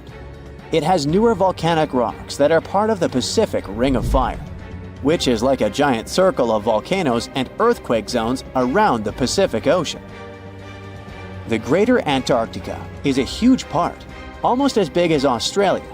It consists of East Antarctica and the South Pole. Beneath the ice, it's a place of rocks that have been around for a very, very long time, including the special zone we mentioned. You probably know that Antarctica is nearly devoid of humans. No wonder, with a mean temperature of about minus 46 degrees Fahrenheit. But even though this place is horrifyingly cold and deserted, life still clings on. You guessed it, in the underworld. In 2017, scientists found DNA traces of algae, moss, and even possibly unknown small animals in the deep caves. That means that even in such crazy conditions, there are still unique ecosystems thriving in little isolated warm pockets beneath the snow. There was another incredible find beneath Antarctica's Ross Ice Shelf, a lively ecosystem vibing within an underground river. Scientists have long suspected that Antarctica's underworld should have some freshwater lakes and rivers. One day, a satellite spotted a groove there. They decided to explore it and used a hot water drill to melt their way through the ice. As they reached the underworld, they dropped a camera into one of those hidden fresh rivers. And at first, they thought they'd find just some rocks or something. But instead, they stumbled upon hundreds of amphipods, tiny shrimp-like creatures. Little ones instantly swarmed around the lens. Shrimps blocked the camera and scientists couldn't check out what they wanted to. Pretty funny, but at least that means that there really is an important ecosystem deep within Antarctica. Now, they're gonna explore it. And all this is just the beginning of the mysterious underworld. Antarctica's snow also hides the deepest canyon on Earth under the Denman Glacier. Well, Mariana Trench is still the deepest point on Earth, but it's a part of the oceanic crust, geologically speaking. Also, in 1958, explorers found a huge mountain range under the ice, as big and tall as the famous Alps Mountains. The range stretched for about 745 miles with peaks as high as 1.7 miles. And all this magnificence is buried under tons of ice. Who knows what else we might find there? Antarctica holds about 60% of our entire planet's freshwater, which means it would be pretty bad if it melted. For example, there's this Doomsday Glacier, officially known as Thwaites Glacier. It's a huge ice formation, about the size of Florida, and it's melting right now. Every year, the sea levels rise by 4% because of it. If this guy melts away completely, the sea levels all around the world will increase by 2 feet, which might not sound like a lot, but it would be catastrophic for coastal areas. Luckily, researchers have found that even if its ice shelf were to collapse in the next 50 years, the glacier itself wouldn't retreat as quickly as they feared. It's still losing ice rapidly.